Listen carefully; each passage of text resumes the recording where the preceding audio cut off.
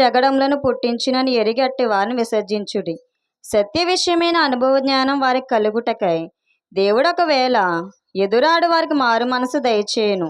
అందువలన సాతాను తన ఇష్టం చొప్పున చెరపట్టిన వీరు వాని ఇల్లు నుండి తప్పించుకుని మేలు కొందరేమో అని ప్రభు యొక్క దాసుడు అట్టి వారిని సాత్వికముతో శిక్షించుచు జగడమాడక అందరి ఎడల సాధువుగాను బోధింప సమర్థుడుగాను కీడును సహించువాడుగాను ఉండవలను. దేవుని పరిశుద్ధ వాక్యం దీవించినాక ఆమె.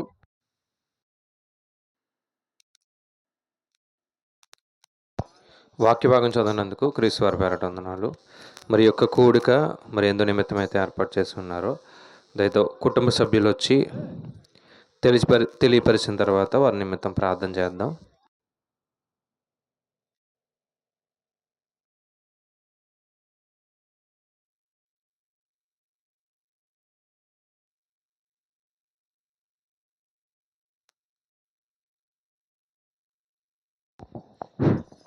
దేవుడికి వందనాలండి. అయ్యగారికి అమ్మగారికి వందనాలండి. సంఘ బిడ్డలకు అందరికీ నాకు వందనాలండి. నేనైతే మీ ఇంట్లోకి నేను రాలేకపోయామండి. మీకు అందరికీ వందనాలండి. నా భర్తకైతే ఆగస్టు 16వ తారీఖునైతే పడిపోయాడండి. 1 గంటకు పడిపోయండి. 3 గంటల దాకా లేగలేదండి. మనిషి రోడ్డు మీద అలా ఉండిపోయాడండి. ఇటు లారీలు రాకుండా అటు కాల్లో పడిపోకుండా దేవుడు ఎంతగానో కాపాడాడండి. రాంబాబు గారు చూసి ఎవరో పిల్లలు పడిపోయాడంటే ఇంకెవరో నరసయ్య పడిపోయాడు ఒకసారి అనేసి, పెద్దయ్య మీ కొడుకు చనిపోయాడు అని అన్నాడంటండి. ఇది నా కొడుకు చనిపోతే పెట్టాను వెళ్ళి చూసినాడికి అసలు మనిషి దగ్గర ప్రాణం అయితే లేదండి. అలా పడిపోయి కొళ్ళు వదిలేసి చూసాడు. మట్టి కూడా కొట్టేసిందంటండి ఇల్లంతానే. నీళ్ళు కొట్టి ఆ చేతిపతి బప్పాలు పిల్లాడు నా మేనల్లు వీళ్ళందరూ తీసుకొచ్చారండి. తీసుకొచ్చేసారు కానీ అసలు ప్రాణం లేదండి. ఆ మనిషిని చూసినాడు నాకు ఏమైపోతుంది ఏంటి తండ్రి అని నేను ఆ గదిలోకి వెళ్ళిపోయి ఏడితే ప్రార్థన చేసుకున్నానండి. తండ్రి నా భర్తను బతికించని ఎన్నో సేవలు ఎంతకని వేచి వాడికి గోవమ్మ అన్ని వాళ్ళందరూ ఫోన్ చేసి వచ్చండి చూసి ఏమైందమ్మా నువ్వేం కంగారు పడకు పర్లేదు ఏమవ్వలేదండి. కంగారు హాస్పిటల్ తీసుకెళ్ళారండి. తీసుకెళ్ళేప్పటికైతే చెయ్యి అయితే నాకు చెయ్యి వస్తలేదు అన్నాడండి. ఏం పర్లేదు ఈరోజు చూద్దామన్నారండి డాక్టర్ గారు. చూసాకైతే మళ్ళీ మన్నాడు వెళ్తే చెయ్యి రాలేదంటే ఎంఆర్ఐ స్కానింగ్ తీయండి అని చెప్పారండి.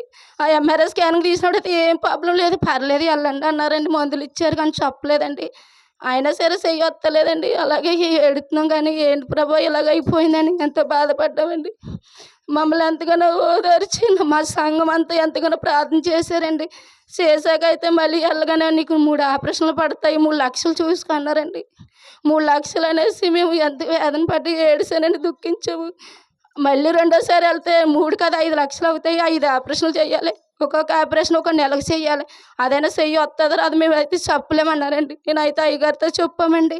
ఏటి అయ్యగారు ఇలాగ అంటున్నారండి. ఏం పర్లేదు అబ్బా మీరు ఏం కంగారు పడద్దు అది ఏమి కాదని చెప్పారండి. అలా వచ్చి నిర్మల 5 ఆపరేషన్లు అనగానే తెల్లవాళ్ళు ఏడుతూనే ఉన్నానండి. ఏం చెయ్యాలి ఈ బిడ్డలు ఏం చేయాలి వీళ్ళని ఏం చేయాలని నేను ఎంత ఏడిసి ప్రార్థన చేసుకో ఎప్పుడో ప్రార్థన ఇట్టించుకోవాలండి. ఏరమనక్క గట్ట వచ్చి నీకేం పర్లేదమ్మా ఆపరేషన్ అయితే పడదు నాకు దర్శనంలో వస్తుందని చెప్పిందండి. పుతుకులూరు సంఘం మా సంఘం అందరూ ప్రార్థన చేస్తూనే ఉన్నారండి. కానీ మళ్ళీ వెళ్ళినప్పటికైతే గంట పరిచయించాడంటండి పెద్ద డాక్టర్ వచ్చి నీకే ఎవరు బాబు నీకు ఆపరేషన్ పడుతుందని. ఇదేం ఆపరేషన్ ఏం కాదు చెయ్యి అయితే తగలేదు నరాలు అన్ని నరాలు బాగానే ఉన్నాయి నీకు ఎందుకు అన్నారు ఎవరన్నారు నీకు ఆపరేషన్ అయితే పడదు నరం నొక్కింది అంతే అని దేవుడు ఎంతో మేలు చేశాడండి. నా ఇష్యూలో నా బిడ్డల ఇష్యూలో అయితే నా కుటుంబం కోసం నా ఏర్పడి ఎంత సాయం చేసిందండి. నా పుట్టింటోళ్ళు కట్టని నువ్వే భయపడకమ్మా నీకు డబ్బులు మేము ఇస్తామని నేను అడక్కనే తెచ్చిచ్చారండి. వీళ్ళందరూ వాళ్ళకి అందరికీ వందనాలండి. మీకు అందరు ప్రార్థనలు పెట్టండి. నా కుటుంబం కోసం ఎన్నో బాధలు పడుతున్నామండి. ఎంతగానో నా ప్రభు ఈ 6 నెలల నుంచి ఎంతో నలిగిపోతున్నామండి. మీరందరూ అనుదిన ప్రార్థనలో పెట్టమని చిన్న సాక్షి నా కుటుంబం కోసం నా ఆడపడుచు కుటుంబం కోసం నా అత్తగారి కుటుంబం కోసం నా మరిది గారి కుటుంబం కోసం మీరు ప్రార్థనలో పెట్టమని చిన్న సాక్షి నేను ప్రభావం మీరు దీవింతారని అడిగి వెళ్ళుకుంటున్నాను.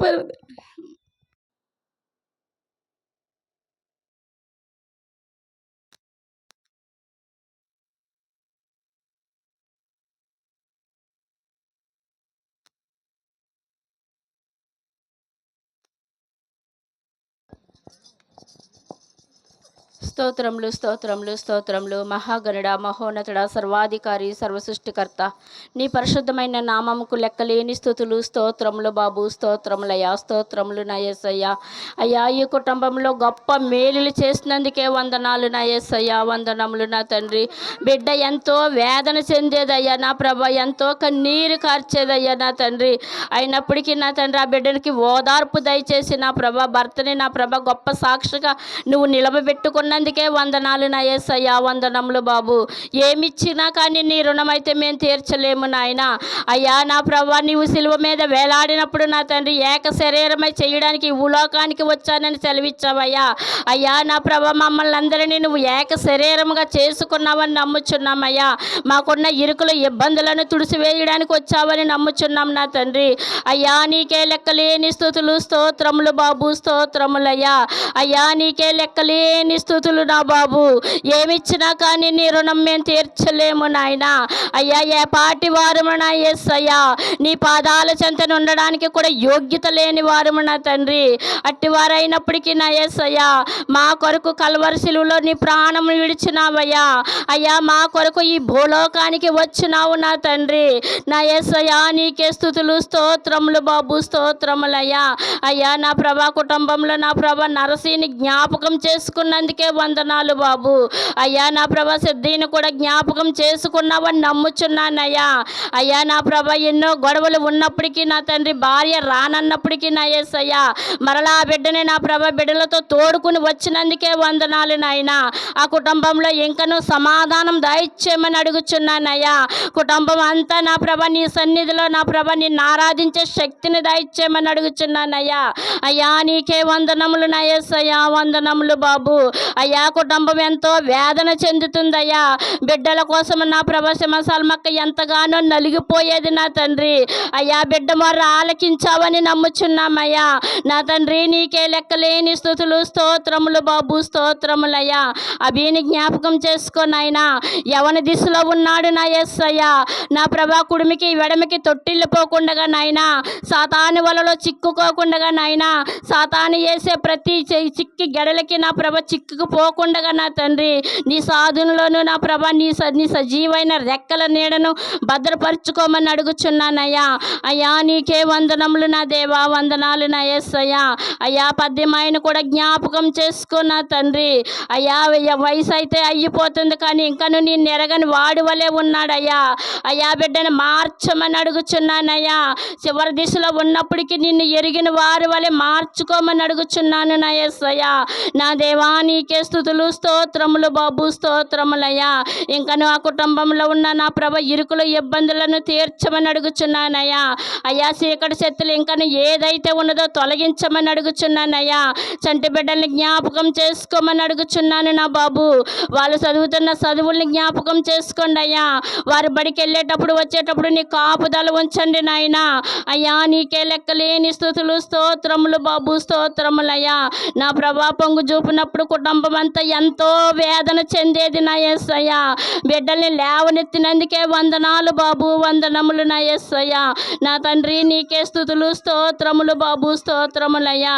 అయ్యా, బుజ్జమ్మను కూడా జ్ఞాపకం చేసుకోండి అయ్యా. అయ్యా, నువ్వు ఒంటరి దానివి కాదు, నేనున్నా నీ పక్షానని సెలవిచ్చుచున్నావయ్యా. ఆ బిడ్డ ఒంటరి దాన్నని చింతించుచున్నదేమో నాయనా, వేదన చెందుతున్నదేమో నా యేసయ్యా. అయ్యా, బిడ్డకు ధైర్యపరచండి నాయనా. ఇరుకులు ఇబ్బందుల నుంచి లేవనెత్తండి నా తండ్రి. ప్రతి ఒక్క బిడ్డని పేరు పేరు చొప్పున జ్ఞాపకం చేసుకోమని అడుగుచున్నానయ్యా. ఇక్కడ ఎంతమంది అయితే కూడి ఉన్నామో నాయనా, వారి ఏ బిడ్డ ఏ సమస్యలతో వచ్చారో నా తండ్రి, ఏ బిడ్డ నీ దగ్గర మొర్ర పెట్టుకుంటున్నారో నా యేసయ్యా, ప్రతి ఒక్క మొరను ఆలకించమని నా యేసయ్యా. నీ నిండైన దీవెనలు కుమ్మరించమని అడుగుచున్నానయ్యా. నీ ఆత్మ ప్రతి ఒక్క బిడ్డని తాకమని అడుగుచున్నాను నా దేవా. నా యేసయ్యా, నీకే స్తుతులు స్తోత్రములు బాబు. స్తోత్రములయ్యా. పాటల్లో మీరున్నారని నమ్ముచున్నానయ్యా. వాక్య భాగంలో మీరున్నారు నాయన. నీ కుమారుడు అక్కడ నిలబడి నా యేసయ్యా మా కొరకు ఏ వర్తమానమైతే తీసుకొచ్చారో నా తండ్రి విని విడిచిపెట్టకుండా నాయన మా హృదయముల పైన ముద్రించుకుని నా యేసయ్యా, నా ప్రభ నీ వాక్యానుసరంగా మా హృదయాలను మలుసుకోవడానికి సహాయం చేయమని అడుగుచున్నానయ్యా. నీ కృపాక్షేమం ప్రతి ఒక్క బిడ్డ పైన నా ప్రభ నిండుగా కుమ్మరించమని అడుగుచున్నాను నా తండ్రి. ఆది నుంచి అంచె వరకు మీరే వహించమని నా తండ్రి, ఈ చిన్న ప్రార్థన మీ పాదాల చెంతకు చేర్చుకోమని నా యేసయ్య. త్వరలో రాబోతున్న యేసుక్రీస్తు పేరట నా మిక్కిలి వినయంతో బ్రతిమలాడి వేడుకుంటున్నా నా పరమ తండ్రి. ఆమేన్.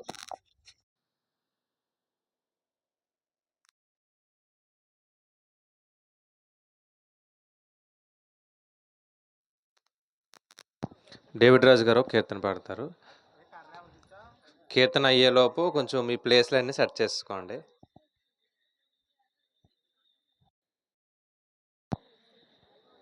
ఈసారి కొంచెం వెనక్కి కూర్చోండి. వెనకాల ఒకవేళ ప్లేస్ ఉంటే కొంచెం వెనక కూర్చోండి, ఎందుకంటే వెళ్ళడానికి కొంచెం ఇబ్బందిగా ఉంది కాబట్టి. ఇప్పుడు వద్దులే.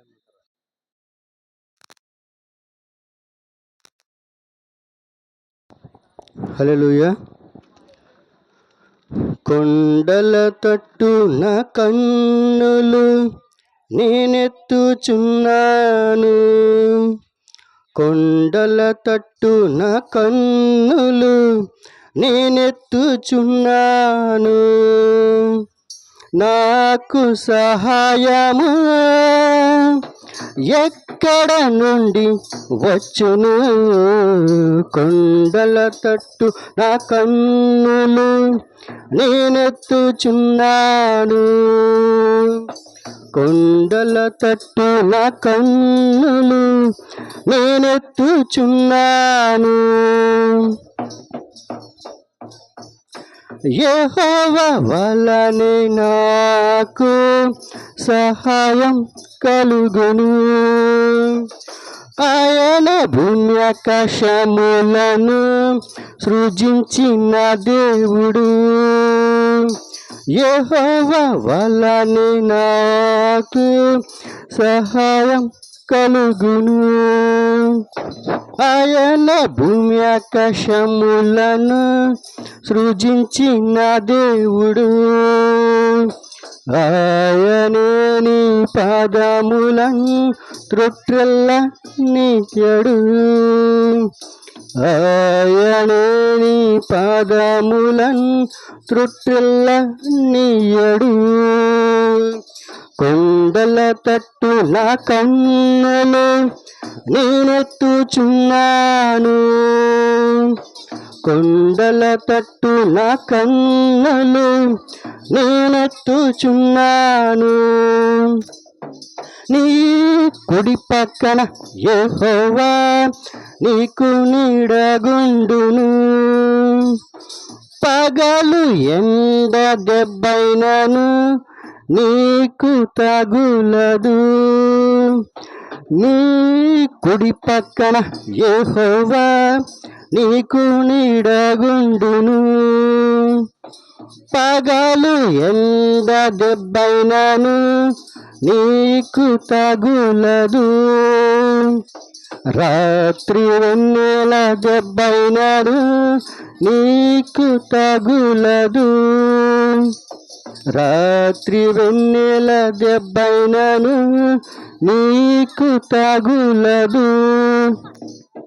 కొండల తట్టు నా కన్నులు నేనెత్తుచున్నాను, కొండల తట్టు నా కన్నులు నేనెత్తుచున్నాను. నాకు సహాయము ఎక్కడ నుండి వచ్చును? కొండల తట్టు నా కన్నులు నేనెత్తుచున్నాను, కొండల తట్టు నా కన్నులు నేనెత్తుచున్నాను, నేనెత్తుచున్నాను, నేనెత్తుచున్నాను. హల్లెలూయా.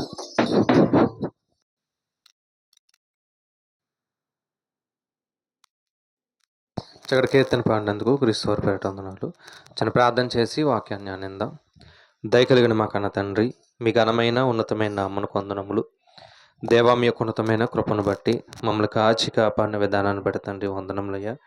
ఇటు రీతిగా తండ్రి నీ పాద సన్నిధికి చేరే దేవా, నేను స్తుతించి ఆరాధించే భాగ్యాన్ని ఇచ్చినందుకు వందనములు. ఈరోజు దేవా మేమందరం కలిసి నీ మాటలు ధ్యానిస్తూ దేవేదిగో తండ్రి, మీరు మా కొరకు రాసినటువంటి ప్రతి మాటని మా యొక్క హృదయంలో భద్రం చేసుకుని ఈ లోకానికి వేరై తండ్రి దేవా, నీ కొరకు బ్రతుకుడుకు తండ్రి సహాయం దయచేయండి. అలాగే దేవా, ఈ కూడికి ఏర్పాటు చేసినటువంటి కుటుంబాన్ని బట్టి తండ్రి ప్రార్థన చేయుచున్నాం. ముఖ్యంగా తండ్రి కుటుంబ యజమాని మరి ఇదిగో దేవా ఎంతో అనారోగ్య పరిస్థితికి గురైనప్పుడు దేవ ఇదిగో తండ్రి చావు అంచుల వరకు తండ్రి దేవా వెళ్ళినప్పుడు తండ్రి మీరు క్షేమంగా తీసుకొచ్చారు, మరలా బ్రతుకునిచ్చారు. ఈ రోజుటి రీతిగా వారి యొక్క కుటుంబం దేవా నిన్ను స్తుతించుటకు ఆరాధించుటకు వారికి ఇచ్చినటువంటి ఆయుష్ని బట్టి ఆరోగ్యాన్ని బట్టి వారి ఎడల మీరు చూపినటువంటి కృపను బట్టి వందనములు దేవా. మేమందరం కలిసి నీ మాటలు ధ్యానించుచుండగా సమయోచితమైన జ్ఞానమును పరిశుద్ధాత్మ దేవుని తోడుగా ఉంచండి. వినే ప్రతి మాట హృదయంలో తండ్రి దేవ దాచుకొని నీ కొరకు తండ్రి ఉన్నతంగా బ్రతుకుడుకు తండ్రి ఈ యొక్క కుటుంబానికి కూడి వచ్చిన ప్రతి కుటుంబాలకి తండ్రి దేవ చెప్తున్న నాకును కూడా అట్టి జ్ఞానమును దేవ దయచేస్తారని తండ్రి కోరుచు ఈ యొక్క ప్రార్థన క్రీస్తునామను బట్టి అడిగి వేడుకొనిచున్నాం పరమ తండ్రి, ఆమేన్. తండ్రి అయిన దేవునికి కృతజ్ఞతాస్తుతులు చెల్లిస్తూ కూడికి ఏర్పాటు చేసినటువంటి కుటుంబానికి కూడి వచ్చిన ప్రతి కుటుంబాలకి క్రీస్తు వారి పేరట వందనాలు. పరిశుద్ధ గ్రంథంలో నుండి కొన్ని విషయాలు జాగ్రత్తగా ఆలోచన చేద్దాం. యేసుక్రీస్తు వారి యొక్క పరిచర్యలో ఆయన మాట్లాడినటువంటి ఎన్నో మాటలు, అక్కడ ఉన్నటువంటి సమాజానికి అవసరమైనటువంటి మాటలు, అలాగే శిష్యులకు కూడా అవసరమైనటువంటి మాటలు ఎన్నో చెప్పారు ఆయన. ప్రతి మాట ఎంతో విలువైన మాటగా మనకు అనిపిస్తుంది. అయితే దాన్ని అర్థం చేసుకున్నవారు కొంతమంది ఉన్నారు, దాన్ని అపార్థం చేసుకున్నవారు కూడా కొంతమంది ఉన్నారు. దాన్ని అర్థం చేసుకుని ఆ యొక్క భావాన్ని చక్కగా నేర్చుకొని క్రీస్తు కొరకు బ్రతికిన వారు చాలా ఎక్కువ మంది కనిపిస్తారు. అలాగే దాన్ని విడిచిపెట్టి బ్రతికిన వారు కూడా అదే రీతిగా కనిపిస్తారు. అయితే యేసుక్రీస్తు వారు ఏ విషయాన్నైనా అందరికీ అర్థమయ్యే రీతిలో ఆయన చెప్పడం జరిగింది. అందుకే మనం చదువుతున్న ప్రతి మాట కూడా మనకి చాలా ఈజీగా అర్థమవుతుంది. కానీ అందులో ఇంకా లోతైనటువంటి భావాలు ఎన్నో దాగి ఉన్నాయి. పైకి అర్థమైపోయింది కదా అనుకుంటే కాదు, కానీ ఇంకా లోతైనటువంటి భావాలు ఎన్నో దాగి ఉన్నాయి. అందుకే యేసుక్రీస్తు వారు ప్రతి మాటని కూడా అందరికీ అర్థం చేసే విధంగా ఏం చేశారంటే ఉపమాన రీతుల్లో ఆయన చెప్పడం జరిగింది. ప్రతి దాన్ని ఎలా చెప్పారు, ఒక సందర్భాన్ని చెప్పడం, ఆ సందర్భం అర్థం కాకపోతే మరలా ఆయన ఏం చేశారంటే అదే సందర్భాన్ని ఉపమాన రీతిగా చెప్పినప్పుడు కొంతమందికి అర్థమయ్యేది. అయితే కొంతమంది మరలా వచ్చి అడిగేవారు. దాన్ని ప్రభువు మరలా ఏం చేసేవారంటే దాని భావాన్ని మరలా వివరించడం జరిగింది. అలాంటి ఉపమానాల్లో ఈరోజు ఒక ఉపమానాన్ని మనం జ్ఞానం చేద్దాం. ముందుగానే మనం టైటిల్ కూడా పెట్టుకున్నాం, ఉపమానాల్లో ఉపదేశాలని. ఇప్పటికే మనం కొన్ని ఉపమానాలు అయితే నేర్చుకున్నాం. మీకు ఎంతమందికి ఎన్ని ఉపమానాలు గుర్తున్నాయో తెలియదు, కానీ ఏమండి, పడిపోయిన నాణం నేర్చుకున్నాం, తప్పిపోయిన కుమారుని నేర్చుకున్నాం, ఇంకా గొర్రె గురించి కూడా నేర్చుకున్నాం, తప్పిపోయిన గొర్రె. ఇంకా ఏమండి, అమూల్యమైనటువంటి ముత్యం ఒకటి చెప్పాను, పొలంలో దాచబడిన ధనం ఒకటి చెప్పాను, బుద్ధిగల కన్యకులు, బుద్ధి లేని కన్యకులు, అలాగే రాజుగారు ఏర్పాటు చేసినటువంటి పెండ్లి విందు, ఆ పెండ్లి విందుకి ఎవరు రాలేదు, ఎవరు వచ్చారు, ఆ వస్త్రం ఏంటి, ఏమండి, ఇవన్నీ నేర్చుకున్నాం. సుమారుగా ఒక 5-6 ఉపమానాలు మనం ఈజీగా నేర్చుకుని ఉంటాం. ఇంకా చాలా ఉపమానాలు ఉన్నాయి పరిశుద్ధ గ్రంథంలో, ఎన్నో ఉపమానాలు ఉన్నాయి. పులిసిన పిండి అనేది కూడా ఒక ఉపమానమే. అలాగే ఈరోజు మరొక ఉపమానాన్ని నేర్చుకుందాం. మత్తయి గారు రాసినటువంటి సువార్త 20వ అధ్యాయము, మత్తయి గారు రాసినటువంటి సువార్త 20వ అధ్యాయము మొదటి నుండి 16 వచనాల్లో రాయబడిన ఉపమానం. మత్తయి గారు రాసినటువంటి సువార్త 20వ అధ్యాయము మొదటి నుండి 16 వచనాలు. ఒకసారి నేను చదువుతాను, ఏమండి, జాగ్రత్తగా బైబిల్ ఉన్న వాళ్ళందరూ జాగ్రత్తగా చూడండి. తెలిసిన ఉపమానమే, చదివితే కూడా ఈజీగా అర్థమైపోయే ఉపమానమే. మళ్ళీ ఆలోచన చేద్దాం. ఎలాగనగా పరలోక రాజ్యము ఒక ఇంటి యజమానుని పోలి ఉన్నది. అతడు తన ద్రాక్ష తోటలో పనివారిని కూలికి పెట్టుకొనుటకు పొద్దున బయలుదేరి దినమునకు ఒక దేనారం అంటే కింద కూడా రాయబడ్డది, దినమునకు ఒక దేనారం చొప్పున పనివారితో వడబడి తన ద్రాక్షలో వారికి పంపెను. తరువాత అతడు దాదాపు 9 గంటలకు వెళ్ళి సంత వీధుల్లో ఊరక నిలుచున్న మరికొందరిని చూసి, మీరును నా ద్రాక్ష తోటలోనికి వెళ్ళుడి, ఏమి న్యాయమో అది మీకు ఇత్తునని వారితో చెప్పగా వారు వెళ్ళిరి. దాదాపు 12 గంటలకును 3 గంటలకును అతడు మరలా వెళ్ళి అలాగే చేశాడు. తిరిగి దాదాపు 5 గంటలకు వెళ్ళి మరికొందరు నిలిచి ఉండగా, ఇక్కడ దినమంతయు మీరెందుకు ఊరకనే నిలిచి ఉన్నారని వారిని అడుగుగా, వారు ఎవడనూ మమ్మను కూలికి పెట్టుకొనలేదండి. అందుకతడు, మీరును నా ద్రాక్ష తోటలోనికి వెళ్ళుడెను. సాయంకాలం అయినప్పుడు ఆ ద్రాక్ష తోట యజమానుడు తన గృహ నిర్వాహకం చూచి పనివారిని పిలిచి, చివర వచ్చిన వారు మొదలుకొని మొదట వచ్చిన వారి వరకు వారికి కూలి ఇమ్మని చెప్పాను. దాదాపు 5 గంటలకు కూలికి కుదిరిన వారు వచ్చి ఒక్కొక్క దేనారము చొప్పున తీసుకున్నది. మొదటి వారు వచ్చి తమకు ఎక్కువ దొరుకునని అనుకున్నారు, కానీ వారికి ఒక్కొక్క దేనారము చొప్పునే దొరికెను. వారధి తీసుకొని చివర వచ్చిన వీరు 1 గంట మాత్రమే పనిచేసినను పగలయంతయు కష్టపడి ఎండబాధ సహించిన మాతో వారిని సమానం చేసితివే అని ఆ ఇంటి యజమానుని మీద సనుగుకున్నది. అందుకతడు వారిలో ఒకని చూచి, స్నేహితుడా, నేను నీకు అన్యాయం చేయలేదే. నీవు నా యొద్ద 1 దేనారముకు వడబడలేదా?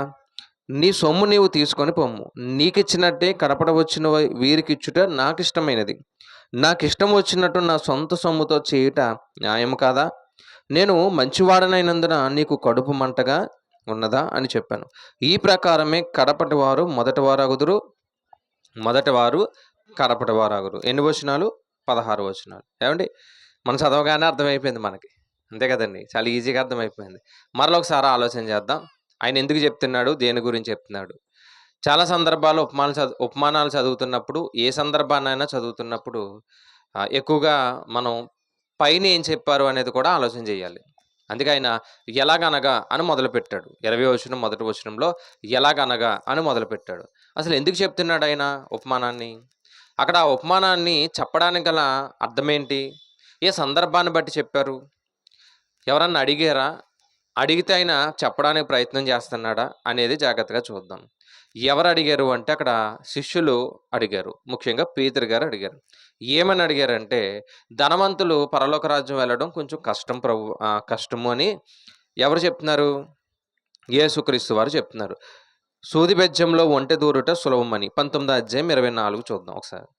24 ఏమంటే, సూది బెజ్జములో ఒంటె దూరుట సులభమని మీతో చెప్పుచున్నాను. అంటే ధనవంతుడు పరలోక రాజ్యం వెళ్ళడం కష్టం, కానీ ఎవరు వెళ్తారు? ఏమండి, ఎవరు వెళ్తారు? దేవుడి మీద ఆధారపడిన వారు వెళ్తారు. ఒక మాట చెప్పాలంటే నీతిమంతులు, భక్తిపరులు వెళ్తారు. ఇది చెబుతున్నప్పుడు ఆయన 27లో ఆయన ఏమడుగుతున్నాడు చూద్దాం. పేతురు గారు అడుగుతున్నారంట, ఇదిగో మేము సమస్తాన్ని విడిచిపెట్టి నిన్ను వెంబడించితిము గనుక మాకేమి దొరుకునని ఆయనను అడగగా, ప్రభువా, అన్ని విడిచిపెట్టేసాం, నువ్వు రమ్మనగానే అన్ని వదిలేసాం, అన్ని పనులు వదిలేసాం. మేము చేపలు పట్టేవాళ్ళం, ఆ జాలరి యొక్క వృత్తి ఏదైతే ఉందో దాన్ని వదిలేసి నీతోనే ఉంటున్నాం, నీతోనే తిరుగుతున్నాం. అంతే కదా. యేసుక్రీస్తు వారి యొక్క పరిచర్య మనం లెక్క పెడితే ఆయన 30వ సంవత్సరంలో బాప్తిసం పొందినట్టుగా మనం చూస్తాం. అక్కడి నుంచి ఆయన ఎంతకాలం బ్రతుకున్నాడు అంటే 33.5 సంవత్సరాలు, అంటే 3.5 సంవత్సరాలు సువార్త పరిచర్య. ఈయన ఎప్పుడైతే సువార్త పరిచర్యకి వెళ్ళాడో, అంతకుముందు చేయలేదని కాదండి, ఎప్పుడైతే కంప్లీట్గా సువార్త చేయడానికి వెళ్తున్నారో ఆయన, అప్పుడు చాలామంది శిష్యుల్ని ఏర్పాటు చేసుకోవడానికి సిద్ధపడ్డాడు. అందులో మనకు 12 మంది. అంటే ఆయన వెంబడించిన వారు ఒక చోట 70 మంది అని ఉన్నా, ఆయన ఏర్పాటు చేసుకుంది మాత్రం ఎంతమందిని? 12 మందిని. ఆ 12 మంది అన్నీ విడిచిపెట్టొచ్చారా? అన్నీ విడిచిపెట్టొచ్చారు. లోకా గారు ఉంటారు, ఏమండి, మత్తయ్య గారు ఉంటారు, పేతురు గారు ఉంటారు, ఇంకా ఏమండి జబదయి కుమారులు ఉంటారు. వీళ్ళందరూ ఎవరు అంటే ఒక్కొక్క పని చేసుకునేవారు. ఇందులో ధనవంతులు కూడా ఉన్నారు, చదువుకున్నవారు ఉన్నారు, ఏమండి గొప్పవారు ఉన్నారు. అన్ని విడిచిపెట్టేసి ఎక్కడికి వచ్చారు? క్రీస్తుని వెంబడిస్తూ ఉన్నారు. ఉదయం నుండి సాయంత్రం వరకు ఆయనతోనే ఉండాలి, మరలా ఉదయం నుంచి సాయంత్రం వరకు ఆయనతోనే ఉండాలి. అంటే ఈ 3.5 సంవత్సరాల జీవితకాలం అంతా కూడా ఇస్కరియోతు యోధాతో సహా, ఏమండి 3.5 సంవత్సరాల జీవితకాలం ఎవరితో ఉండాలి? క్రీస్తుతోనే ఉండాలి. అయితే మరి అయ్యా, నీతోనే ఉంటున్నాం, నీ కొరకే బ్రతుకుతున్నాం, ఇదిగో ధర్మశాస్త్రాన్ని మేము చదివినప్పుడు దేవుడు వస్తాడని మేము నమ్మాం, ఆయన ఎవరో కాదు మీరే. మనం చదువుతుంటే పేతురు గారు కూడా మాట్లాడతారు. ఏమని? నేను ఎవరని మీరు అనుకుంటున్నారని యేసుక్రీస్తు వారు అడిగితే, అయ్యా ఎవరని అనుకుంటాం, మీరెవరు? జీవము కలిగినటువంటి దేవుని కుమారుడు అయ్యా, నిన్ను విడిచిపెడతామా? నిన్ను విడిచిపెట్టమని ఆయనే మాట్లాడాడు. అలాగే యేసుక్రీస్తు వారిని సిలువేస్తున్నప్పుడు సిలువ వేయడానికి ఆయన సిద్ధపడుతున్నాడు, సిలువకు వెళ్ళడానికి సిద్ధపడుతున్నాడు. ఆ సందర్భంలో కూడా ఆయన ఏమన్నాడంటే, ఇది నీ దగ్గర నుంచి దూరం అయిపోవాలి అన్నాడు. అంటే ఆయన సిలువ దగ్గరికి వెళ్ళకూడదని ప్రేమగానే అన్నాడు. అప్పుడు యేసుక్రీస్తు వారు మాట్లాడుతూ ఏమన్నారంటే, సాతానా వెనక్కి అన్నారు. అంటే అన్ని సందర్భాల్ని ఆలోచన చేయగలిగితేనండి, శిష్యులు ఎవరి దగ్గర ఉన్నారు ఎక్కువ? యేసుక్రీస్తు వారి దగ్గరే ఉన్నారు. పరిచర్యలో ఉన్నారు. గొప్పగా బ్రతుకుతున్నారు. వాళ్ళు అడిగిన ప్రశ్న న్యాయమైన ప్రశ్నే. ఏంటంటే, అయ్యా మరి అన్నీ విడిచిపెట్టొచ్చాం కదా, మాకేం దొరుకుతుంది? మాకేం దొరుకుతుంది? మా కొరకు ఏముంది అని అడిగినప్పుడు, మీ కొరకు ఏముంది అని చెప్పడానికి ఆయన చాలా విషయాలు అక్కడ 19వ అధ్యాయంలో చెప్పేశాడు. ఆయన చాలా క్లియర్గా చెప్పాడు. నా కొరకు ఏమేమి విడిచిపెట్టాలంటే 29, నా నామం నిమిత్తమే అన్నదమ్ములైనను, అక్కచెండ్రులైనను, తల్లినైనను, తండ్రినైనను, పిల్లలనైనను, భూములైనను, ఇడ్లైనను విడిచిపెట్టిన ప్రతివాడు 100 రెట్లు పొందును. ఇదిగాక నిత్య జీవమును స్వతంత్రించుకొందును. మొదటి వారు అనేకులు కడపటి వారు అవుతారు, కడపటి వారు అనేకులు మొదటి వారు అవుతారు. ఇదే మాట ఉపమానాన్ని చెప్పిన తర్వాత చివరగా కూడా అదే మాట చెప్పారు. ఏమని? మొదటి వారు చివరి వారు అయిపోతారు, చివరి వారేమో మరలా మొదటి వారు అయిపోతారు అని చెప్పాడు. వారికి అర్థం చేయడానికి ఒక ఉపమానాన్ని చెప్పాడు. వాళ్ళ యొక్క ప్రాంతాన్ని బట్టి, వారు ఉన్నటువంటి పరిస్థితిని బట్టి, అక్కడ జరుగుతున్నటువంటి ఆ యొక్క సందర్భాలను బట్టి వాళ్ళకి అర్థం చేయించడానికి ఒక ఉపమానాన్ని తీసుకున్నాడంట. ఆ ఉపమానం ఏంటి అంటే, ఇదిగో పరలోక రాజ్యము ఒక ఇంటి యజమానుని పోలి ఉన్నది అన్నాడు. పరలోక రాజ్యం గురించి మాట్లాడుతూ, దేవుని రాజ్యం గురించి మాట్లాడుతూ ఎలా ఉంది అంటే, ఒక ఇంటి యజమానుణ్ణి పోలి ఉన్నది అన్నాడు. కొన్ని సందర్భాల్లో పరలోక రాజ్యం అంటే 2 విధాలుగా కూడా ఆలోచించాలి. ఒకటి సంఘము, 2 నిజమైనటువంటి పరలోక రాజ్యం. అర్థమైందండి? ఇది చదువుతున్నప్పుడు మనం అర్థం చేసుకోవాలి. ఒకటి, సంఘాన్ని కూడా ఎలా పోల్చారు అంటే కొన్ని సందర్భాల్లో దేవుని రాజ్యంగా పోల్చారు. దేవుని రాజ్యం అని కనిపిస్తుంది మనకు బైబిల్లో. దేవుని రాజ్యం అంటే ఏది? సంఘము. అందుకే దేవుని రాజ్యంలో గోధుమలు ఉన్నాయంట, గురుకులు ఉన్నాయంట. అక్కడ ఏంటి అంటే సంఘం గురించి మాట్లాడారు. అలాగే పరలోక రాజ్యం ఎలా ఉందంటే ఒక ఇంటి యజమానుని పోలి ఉన్నది అన్నాడు.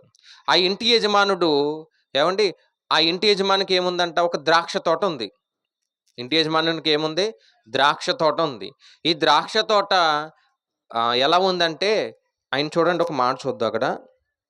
ద్రాక్ష తోటలో పనివారిని కూలికి పెట్టుకోవడానికి పొద్దున్నే లేచి వెళ్ళాడంట. ద్రాక్ష తోట ఉంది. ఆ ద్రాక్ష తోట కూడా ఎలా ఉందంటే కొయ్యడానికి, అంటే కోతకి సిద్ధంగా ఉంది. ఒక మాటలో చెప్పాలంటే ద్రాక్ష తోట కోతకి సిద్ధంగా ఉంది. ఈ కోతకి సిద్ధంగా ఉంది కాబట్టి పొద్దున్నే లేచి ఎక్కడికి వెళ్ళాడు? పొద్దున్నే లేచి పనివారిని 6 గంటలు పెట్టుకున్నాడు అనుకోండి. 6 గంటలు పెట్టుకున్నాడు ఆయన. అంటే ఈయన ఎన్ని గంటలు లేచాడు? ఇప్పుడు బయటికి వెళ్ళి పనివారిని తీసుకురావాలంటే ఎన్ని గంటలకు వెళ్ళాలి? 5 గంటలకు అనుకుందాం. ఏమండి, ఇక్కడ యజమాని ఎవరో కాదు, తండ్రి అయినటువంటి దేవుడు. యజమాని ఎవరు? తండ్రి అయినటువంటి దేవుడు. తండ్రి అయినటువంటి దేవుడే పొద్దున్నే లేచి ఎవరి కొరకు వెళ్ళాడంట? పనివారి కొరకు వెళ్ళాడు. పొద్దున్నే లేచి వెళ్ళి చేయాల్సినటువంటి పని ఏముంది? ఒకవేళ వెళ్ళలేదనుకోండి, ఈయనకు వచ్చే నష్టం ఏముంది? నష్టం ఏముందంటే, సాధారణంగా ఈ యొక్క ద్రాక్ష తోట ఎప్పుడు కోత కోస్తారు అంటే, కొంతమంది చెప్పిన మాట సెప్టెంబర్ నెలలో కోస్తారని చెప్తారు. అంటే మనకు ద్రాక్ష చెట్లు లేవు కానండి, ఎక్కడ ఉంటాయి? కొంచెం బయట దేశాల్లో కనిపిస్తాయి. సెప్టెంబర్ నెల అనగానే ఎలా ఉంటుంది? ఎలా ఉంటుందండి? చాలా ఎండ ఉంటుందా లేదా? చాలా ఎండ ఉంటుంది. ఆ పదాన్ని కూడా వాడారు వీళ్ళు. ఎండ అనే పదాన్ని కూడా వాడారు. ఏమండి, పొద్దున్నే లేచాడంట. పొద్దున్నే లేచి కోత కొయ్యడానికి పనివారిని పిలవడానికి వెళ్ళాడు. పొద్దున్నే లేచి ఎక్కడికి వెళ్ళాడు?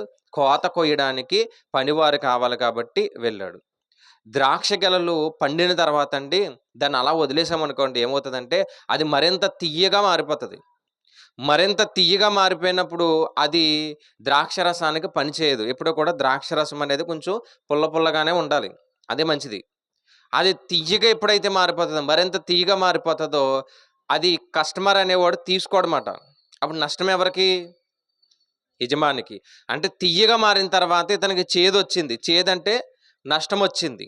ఈ నష్టం రాకుండా ఈ రోజే కోత కొయ్యాలి అనే ఒక ఉద్దేశంతో పొద్దున్నే లేచి వెళ్ళాడు. ఏమండి, తండ్రి అయినటువంటి దేవుడే పొద్దున్నే లేచి పనికి వెళ్ళినప్పుడండి, మరి నేను చెప్పేది మన పనుల గురించి చెప్పట్లేదు. నేను ఏ పని గురించి చెప్తున్నా? ఇది ఈ ఉపమానాన్ని చదివినప్పుడు అండి అన్యాయం చేశాడు అనిపిస్తుంది, కానీ ఆత్మీయంగా ఆలోచిస్తే చాలా న్యాయం చేశాడు అనిపిస్తుంది. ఎందుకంటే ఈ ఉపమానాన్ని ఇప్పుడు చదివాం కదా, మీకు ఏమర్థమైందంటే యజమాని ఏం చేశాడు, అన్యాయం చేశాడండి అనిపిస్తుంది. కానీ ఆత్మీయంగా ఆలోచిస్తే మాత్రం ఎక్కడ ఎవరికి అన్యాయం చేయలేదు. ఎందుకంటే యజమాని దేవుడు, దేవుడు ఎక్కడ ఎవరికి అన్యాయం చెయ్యడు, అది జరగలేదు, జరగదు కూడా. పరిశుద్ధ గ్రంథంలో దేవుడు అన్యాయం చేసినట్టుగా ఎక్కడా లేదు, ఎవరికీ చేయలేదు. చేశాడా? శిక్షలు మాత్రం వేశాడు, కానీ ఎవరికి ఎక్కడ అన్యాయం అనేది చేయలేదు. ఆ దేవుడైనటువంటి యజమాని లేదా యజమానుడిగా ఉన్నటువంటి దేవుడే ఏమండి కోత గురించి ఎంత కష్టపడుతున్నప్పుడు అండి, మరి మనం ఎందుకు దేవుని పని చేయలేకపోతున్నాం? సాక్షాత్తు దేవుడే పని గురించి ఇంత ఆలోచన చేస్తున్నప్పుడు పొద్దున్నే లేచి మనం ఎందుకు ఈ దేవుని యొక్క పరిచర్యకు రాలేకపోతున్నాం? ఒకసారి ఆలోచించండి. ఒకసారి జాగ్రత్తగా ఆలోచిస్తే చాలాసార్లు చెప్తా ఉంటాను నేను, ఏంటంటే మందిరానికి టైంకి రండి, మందిరానికి టైంకి రండి. ఇక్కడ చెప్తాను, మా ఊర్లో కూడా చెప్తాను, ఎక్కడన్నా చెప్తాను, ఎందుకంటే ఎవరు టైంకి రావరు కాబట్టి. దేవుడే పొద్దున్నే లేచాడంట పని నిమిత్తం, పరిచర్య నిమిత్తం. అలాంటిది మనమేం చేస్తున్నామంటే ఖాళీ ఉంటే వెళ్ళడం, కుదిరితే వెళ్ళడం, సమయాన్ని అంతా అయిపోయిన తర్వాత వెళ్ళడం. ఏమండి అంటే దేవుడికి ఉన్నటువంటి ఆసక్తి కూడా దేవుని బిడ్డలుగా ఎవరికి లేదు, మనకు లేదు. చూసారా, దేవుడికి ఉన్నటువంటి ఆసక్తి కూడా ఎవరికి లేదు. ఆయన ఎంత ఆసక్తి కలిగి ఉన్నాడంటే మనల్ని రక్షించాలని చూస్తున్నాడు, మనల్ని కాపాడాలని చూస్తున్నాడు, మనల్ని ఎలాగైనా సరే పరలోకానికి తీసుకెళ్ళాలి అనే ఉద్దేశం ఆయనకు ఉంది. కానీ వెళ్ళే ఉద్దేశం మాత్రం ఎవ్వరికీ లేదు. ఉందండి, వెళ్ళే ఉద్దేశం కానీ వెళ్ళే ఆలోచన కానీ ఎవ్వరికీ లేదు. కానీ ఆయన మాత్రం నా బిడ్డలు ఎక్కడ ఉండాలి, నా దగ్గరే ఉండాలి, నాతోనే ఉండాలి, నాతోనే జీవితాన్ని కొనసాగించాలి అనే ఆలోచన ఆయనకు ఉంది. కానీ వెళ్ళేటటువంటి ఆలోచన మనకుందా? ఉందండి. నిత్యము దేవునితో ఉండాలి అనే ఆశ ఎంతమందికి ఉంది? నిత్యము దేవునితో ఉండాలండి. మనం చనిపోయిన తర్వాత ఎక్కడ ఉండాలి? నిత్యము దేవునితో ఉండాలి అనే ఆశ చాలా తక్కువ మందికి. పైకి మాత్రం చెబుతామేమో కానీ నిజానికి బ్రతుకుల్లో మాత్రం ఆ ఆశ ఎక్కడ కనిపించదు. పొద్దున్నే లేచి వెళ్ళాడంట. లేచి వెళ్ళిన తర్వాత కోత కొయ్యడానికి వెళ్ళాడు, పనివారిని ఎతకడానికి వెళ్ళాడు. పనివారు ఉన్నారు, ద్రాక్ష తోట ఉంది, పనికొస్తారా అన్నాడు. వస్తాం. రోజుకి ఎంత అంటే ఒక దేనారము అన్నాడు. దేనారం అంటే కింద రాయబడ్డది ఎంత? ₹1/2.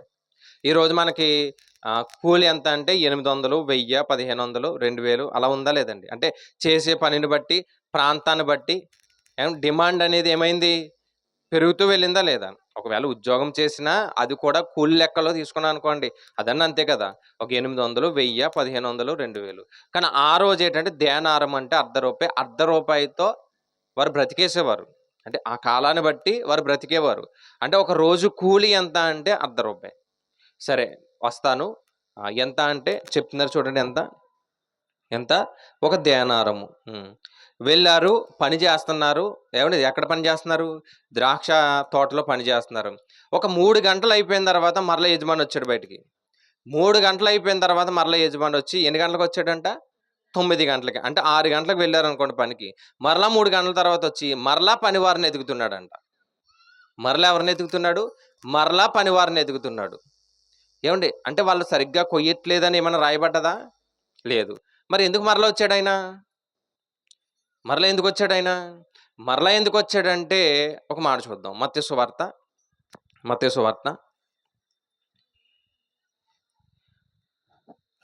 9వ అధ్యాయం 36వ వచనం. మరలా ఎందుకు వచ్చాడో ఒక మాట చూద్దాం. మత్తయి సువార్త 9వ అధ్యాయం 36వ వచనం. ఆయన సమూహముతో వారు కాపరి లేని గొర్రెల వరే చెదిరిపోయారు కాబట్టి చదవండి. కనికరపడి కోత విస్తారముగా ఉంది కానీ ఎవరు లేరంట?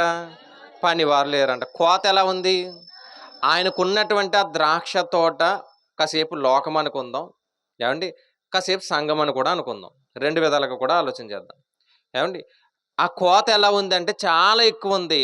6 గంటలకు పనికి వెళ్ళిన వాళ్ళు ఒక 3 గంటలు చేశారంట, కానీ అవ్వట్లేదు. వాళ్ళు కష్టపడుతున్నారు, వారు కరెక్ట్గానే ఉన్నారు, కానీ ఏమవ్వలేదు, పని ఇంకా అవ్వట్లేదు. ఆయనకి మరలా అనుమానం వచ్చింది. మరలా బయటికి వెళ్ళాడనమాట. బయటికి వెళ్ళి కొంతమందిని చూశాడంట. కొంతమందిని చూసి ఇదిగో ద్రాక్ష తోట ఉంది, నాకు పని చేయడానికి వస్తారా అన్నాడు. వాళ్ళు ఎంత ఇస్తామని అడిగారా? అడిగారండి? ఏమి అడగలేదు. చూడండి, ఏమి అడగలేదు. ఇగో నాకు నచ్చింది ఇస్తానన్నాడు. చూడండి ఆయన. మరలా వచ్చేద్దాం. తరువాత అతడు దాదాపు 9 గంటలకు వెళ్ళి సంత వీధిలో ఊరక నిలిచి ఉన్న మరి కొందరిని చూసి, మీరును నా ద్రాక్ష తోటలోనికి వెళ్ళుడి. ఏమి న్యాయమో అది మీకు ఇస్తానన్నాడు. ఏమి న్యాయమో అది మీకు ఇస్తానన్నాడు. న్యాయంగానే ఇస్తాను, మీకు ఏమి తక్కువ చేయను అన్నాడు. వెళ్ళారు, పని చేస్తున్నారు. మరలా ఎన్ని గంటలకు వచ్చాడంట ఆయన? మరలా 3 గంటల తర్వాత, అంటే 12 గంటలకు మరలా వచ్చాడంట. అంటే కోత అవ్వట్లేదు. మరలా వచ్చాడు ఆయన. మరలా 3 గంటలకు వచ్చాడు. మరలా 5 గంటలకు వచ్చాడు. ఎన్నిసార్లు వచ్చాడు అంటే 5 సార్లు వచ్చాడు. 6 గంటలకు వచ్చాడు, అంటే 6 గంటలకు పనికి పెట్టుకున్నాడు. 9 గంటలకు వచ్చి పనికి పెట్టుకున్నాడు. తర్వాత 12 గంటలకు వచ్చి పని పెట్టుకున్నాడు. తర్వాత 3 గంటలకు వచ్చాడు, మరలా పనికి పెట్టుకున్నాడు. తర్వాత 5 గంటలకు వచ్చాడు, మరలా పనికి పెట్టుకున్నాడు. మనం ఇంతమందిని పెట్టుకుంటామా? ఇన్ని సమయాల్లో పెట్టుకుంటామా? ఏమండి? అంటే కోత ఎలా ఉందంటే చాలా ఎక్కువ ఉంది, అస్సలు అవ్వట్లేదు. అక్కడ ఇంకో మాట కూడా ఉంది. ఊరకనే నిలిచి అని రాయబడ్డ చూడండి. ఊరకనే నిలిచి. ఏమండి? 5 గంటలు పిలిచినప్పుడు కూడా ఒక మాట రాయబడ్డది. ఏంటంటే మమ్మల్ని ఎవరు కూడా పిలవలేదు. ఈ 2 చూద్దాం ఒకసారి. ఊరకనే పిలిచిన మాట ఉంది చూడండి. 3వ వచనంలో ఊరకనే నిలిచి ఉన్నాము అంటే సంత వీధిలో అలా ఖాళీగా ఉన్నారంట. 5 గంటలకి పిలవడానికి వెళ్ళాడు కదా, అప్పుడు ఒక మాట రాయబడ్డది. ఏంటది? ఊరకనే నిలిచి ఉన్నారని వారిని అడుగుగా వారు అంటున్నారు, మమ్మల్ని ఎవరో కూడా కూలికి పెట్టుకోలేదు, అందుకే నిలిచి ఉన్నాం అన్నారు. అంటే కొంతమంది ఏమండి, దేవుడు పని చేయాలని ఒక నిర్ణయాన్ని తీసుకుని ముందుకొచ్చిన వారు మొదటి బ్యాచ్ కనిపిస్తుంది. దేవుడు పని చెయ్యాలి, దేవుడి కొరకు బ్రతకాలి, దేవుడి గురించి నా జీవితాన్ని ముందు కొనసాగించాలి అని. ఉదాహరణకి ఇర్మియా గ్రంథానికి వెళ్ళామనుకోండి. దేవుడు అంట ఇర్మియా గారిని ఏర్పాటు చేసుకున్నాడని రాయబడ్డది. ఎప్పుడు? ఇర్మియా గ్రంథం 1వ అధ్యాయంలో కనిపిస్తుంది. చూడండి, ఒకసారి చూద్దాం మనం. ఇర్మియా గ్రంథం 1వ అధ్యాయంలో తల్లి గర్భమందే అని చెప్పాడు చూడండి. ఎన్నో వచనం? 4. గర్భములో నిన్ను రూపింపకమునిపే నిన్ను ఎరిగితిని. నిన్ను ఎప్పుడు ఏర్పాటు చేసుకున్నాను అంటే గర్భంలో ఉండగానే ఏర్పాటు చేసుకున్నాను అన్నాడు. అయితే ఆయన పనికి వెళ్ళిన సమయం ఏంటంటే సుమారుగా 17 సంవత్సరాలకు దేవుడు ఆయన పిలిచాడనమాట. నీ పని చాలా ఉందయ్యా, రావాలి అన్నాడు. అయ్యా నేను ఎక్కడ చేయగలను అంటే, నువ్వు ఖచ్చితంగా చేయగలవు, నీ వెనకాల నేను ఉన్నాను అన్నాడు. ఇందుకు ఏ పని చేయాలి?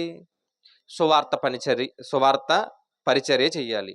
రాజ్యాలన్నీ కూడా నీకు వ్యతిరేకమైపోతాయి. ఒక కుటుంబం వ్యతిరేకమైతేనే మనం తట్టుకోలేము. అలాంటిది ఇర్మియా గారికి రాజ్యాలే వ్యతిరేకమైపోతాయి. అయినా సరే నువ్వేంటి? పరిచర్య చెయ్యాలి. దేవుని యొక్క కార్యాలు అన్నీ కూడా చెప్పాలి. నా యొక్క మాట నీ మాటగా అందరికీ ఏంటి? తెలియపరచాలి. ఏమండి? నీకు ఏమిస్తాను? నిత్య జీవం ఇస్తాను అన్నాడా? అలా చాలా మందిని ఎన్నుకున్నాడు. కొత్త నిబంధనకు వచ్చేటప్పటికి బాప్తిస్మ ఇచ్చే యోహాను గారిని కూడా ఎన్నుకున్నాడా లేదా? తల్లి గర్భంలోనే ఎన్నుకున్నాడు. అన్నీ నేర్పించాడు దేవుడు. ఎంత గొప్పగా బ్రతికాడు ఆయన. ఏమండి? వీళ్ళందరూ కూడా దేవుని కొరకు చాలా గొప్పగా బ్రతికిన వారు ఉన్నారు. దేవుడికి కొరకు నేను చావైనా పర్వాలేదు, నేను ముందుకు వెళ్ళిపోవాలని సిద్ధపడిన వారు ఉన్నారు. అయితే కొంతమంది ఏమండి, దేవుడు నన్ను ఇంకా పిలవలేదు అని ఊరకనే నిల్చుంటారంట. ఎలాగా? ఖాళీగా ఉంటారంట కొంతమంది. ఏ పనికి రారంట, దేనికి రారంట అసలు. అంటే కొంతమంది ఉంటారా లేదండి? సంఘం గురించి వద్దాం ఒకసారి. సంఘంలో కూడా ఖాళీగా ఉన్నవారు చాలామంది కనిపిస్తారు. ఎలా ఉంటారు? ఏ పని చేయకుండా, ఏమండి ఇది నా పని కాదు అన్నట్టుగా ఎలా ఉంటారు? ఖాళీగా ఉన్నవారు కనిపిస్తారా అప్పుడప్పుడు? కొంతమంది ఎలా ఉంటారంటే ఒక బ్యాచ్ ఏ పని చేయరు కానీ ఏదో పని చేస్తున్నట్టుగా హడావిడి చేస్తారు అంతే. ఇందుకు ఏముండదు. అంతేనా? పెళ్ళిళ్ళు అప్పుడప్పుడు మీరు చూడండి, కొంతమంది పెద్దలు ఉంటారు, అంటే పెద్దవారు కొంతమంది కనిపిస్తూ ఉంటారు కదండి. ఏ పని చేయరు కానీ ఏదో పని చేస్తున్నట్టు అటు తిరుగుతాడు ఇటు తిరుగుతారు. మొత్తానికి ఏంటంటే నేను కష్టపడుతున్నానని చూపిస్తారు కానీ ఏ కష్టం ఉండదు. సంఘాలలో కూడా ఎలా ఉన్నారంటే ఖాళీగా ఉన్నవారు చాలా మంది కనిపిస్తున్నారు. అయినా సరే దేవుడు మరలా పిలుస్తున్నాడండి. ఖాళీగా ఉన్న వారిని కూడా పిలిచాడంట. ఎన్ని గంటలకు వెళ్ళి? 9 గంటలకు వెళ్ళాడంట. మధ్యాహ్నం 12 గంటలకు వెళ్ళాడు. అలాగే 3 గంటలకు వెళ్ళాడు. నెక్స్ట్ 5 గంటలకు కూడా వెళ్ళాడు. చాలామంది అందుకే రండి రండి రండి అన్నా కొంతమంది రారు. ఏమండి? వారికి టైం ఉంది, ఆ టైంకి వస్తారు ఖచ్చితంగా. ఆ టైం వరకు మనం ఏం చేయాలి? వెయిట్ చేస్తూ ఉండాలి, దేవుణ్ణి అడుగుతూ ఉండాలి. ఇక్కడ ఒక విషయాన్ని ఆలోచన చేద్దాం. ఇప్పుడు 6 గంటలకు పిలిచాడు కదా, మరలా 9 గంటలకు వెళ్ళాడు కదా, లేదంటే 12 గంటలకు వెళ్ళాడు కదా, అయినా మరలా పిలవడానికి వెళ్ళాడు కదా యజమాని. అదేదో రేపటి దినాన అందరిని సమకూర్చుకోవచ్చు కదా. రేపటి దినాన ఇప్పుడు 9 గంటలకు ఒక 10 మంది అనుకుందామండి. 12 గంటలకు ఒక 10 మంది అనుకుందాం. అలా 3 గంటలకు, 5 గంటలకు మొత్తానికి ఒక 50 మంది ఉన్నారనుకోండి. ఈ 50 మందిని రేపు ఉదయానికి పెట్టుకుంటే ఒక్క రోజులో ఏమవుతది? పని అయిపోతది కదా. మరి అదే రోజు ఎందుకు పిలిచాడు? అదే రోజు ఎందుకు పిలిచాడంటే, క్రీస్తు రాకడ ఎప్పుడన్నా రావచ్చు కాబట్టి ఎప్పుడు మారాలి? అర్థమైందండి? క్రీస్తు రాకడ ఎప్పుడన్నా రావచ్చు కాబట్టి ఎప్పుడు రావాలి దేవుని సన్నిధికి? సమయం ఉన్నప్పుడే రావాలి. దేవుడు పిలవగానే రావాలి. అందుకే చాలా సార్లు చెప్తాను. క్రీస్తు రాకడన్నా అవుతది, లేదన్నా మన పోకడన్నా అవుతది కాబట్టి ఎప్పుడు సమయమో అప్పుడు ఎక్కడికి రావాలి? దేవుని సన్నిధికి రావడానికి సిద్ధపడాలి. దేవుడు ఎంత ప్రేమమయుడో చూడండి ఒకసారి. అందరిని రమ్మని పిలుస్తున్నాడు. అందరిని రమ్మని పిలుస్తున్నాడు. ఆయనే వెళ్తున్నాడంట. ఎక్కడికి? ఆయనే వెళ్తున్నాడంట. నిన్న కూడా ఒక మాట చెప్పాను. వాక్యం అంటే యేసుక్రీస్తు వారు. ఈరోజు వాక్యం ఇక్కడికొచ్చిందంటే ఇక్కడికి ఎవరొచ్చారు? అంటే ఆయనే మనల్ని పిలవడానికి వస్తున్నప్పుడు మనకు కొంచెం బద్ధకం పెరిగిపోతుంది అంతే. ఆయనే మన దగ్గరకొచ్చి ఏమంటున్నాడు? అందుకే ప్రకటన గ్రంథం 3:20లో ఉంటది కదా. ఆయనే మన హృదయం అనే తలుపు దగ్గరకొచ్చి తలుపు కొడుతున్నా మనకేమి లేదు? చలనం లేదంట. మనకేం లేదు? చలనం లేదు. చూడండి ఒక శవం ఎలా ఉంటది? ఒక శవం ఎలా ఉంటది? ఒకసారి చూడండి. చలనం ఉంటదా? శవం ఎలా ఉంటదంటే చల్లగా అయిపోయి ఉంటది. ఏవండీ అందుకే మనిషి మీరు ఒకసారి ఇలా ముట్టుకున్నారనుకోండి మీరు వెచ్చగా ఉంటారు. అదే చనిపోయినటువంటి శవాన్ని ముట్టుకోండి ఎలా ఉంటది?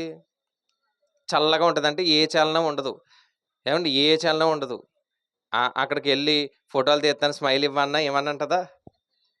ఈరోజు మనుషులు ఎలా అయిపోయారంటే అలాగే అయిపోయారు. అందుకే ఎంత వాక్యము కొడుతున్నా సరే, ఎంత వాక్యం గద్దిస్తున్నా సరే, వాక్యం ఎంత గొప్పగా చెప్పబడుతున్నా సరే, కొంతమందిలో ఏమి లేదు? చలనం లేదు. అయినా సరే దేవుడు వదలట్లేదంట. మరలా పిలుస్తున్నాడంట. మరలా పిలుస్తున్నాడంట.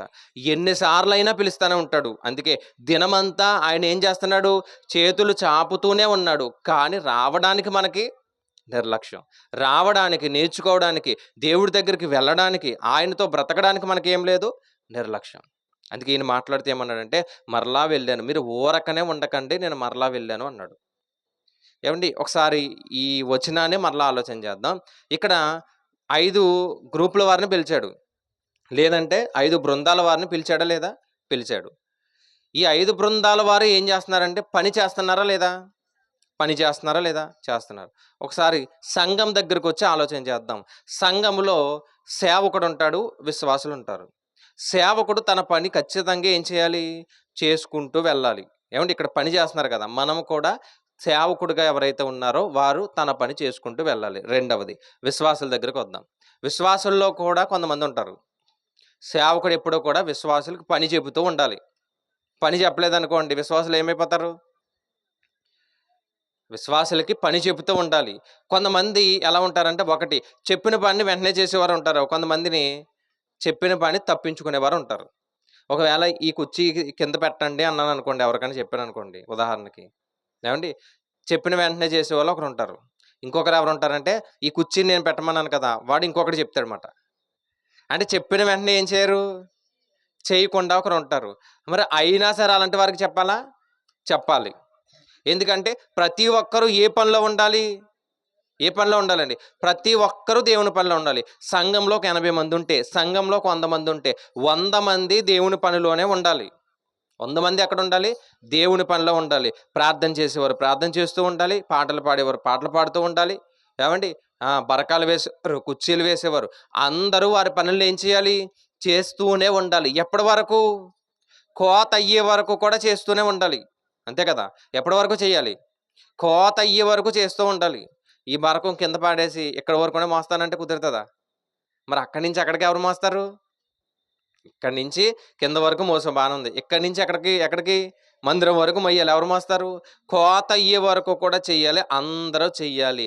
ఈ పని సేవకుడుగా ఉన్నవారు ఎవరికివ్వాలి? అందరికి ఇవ్వాలి. దీంట్లో ఒక విషయం అర్థమవుతది. ఏంటంటే సేవకుడు అందరిని ప్రేమించాలి. అందరిని ఒకేలా చూడాలి. అర్థమైందండి? సేవకుడు అందరిని ఎలా చూడాలి? ఒకేలా చూడాలి. రూ. 1000 ఇచ్చినోడిని ఒకలాగా, రూ. 100 ఇచ్చినోడిని ఒకలాగా. ఏవండీ చూసాడనుకోండి ఎలా ఉంటది? అది కరెక్టేనా?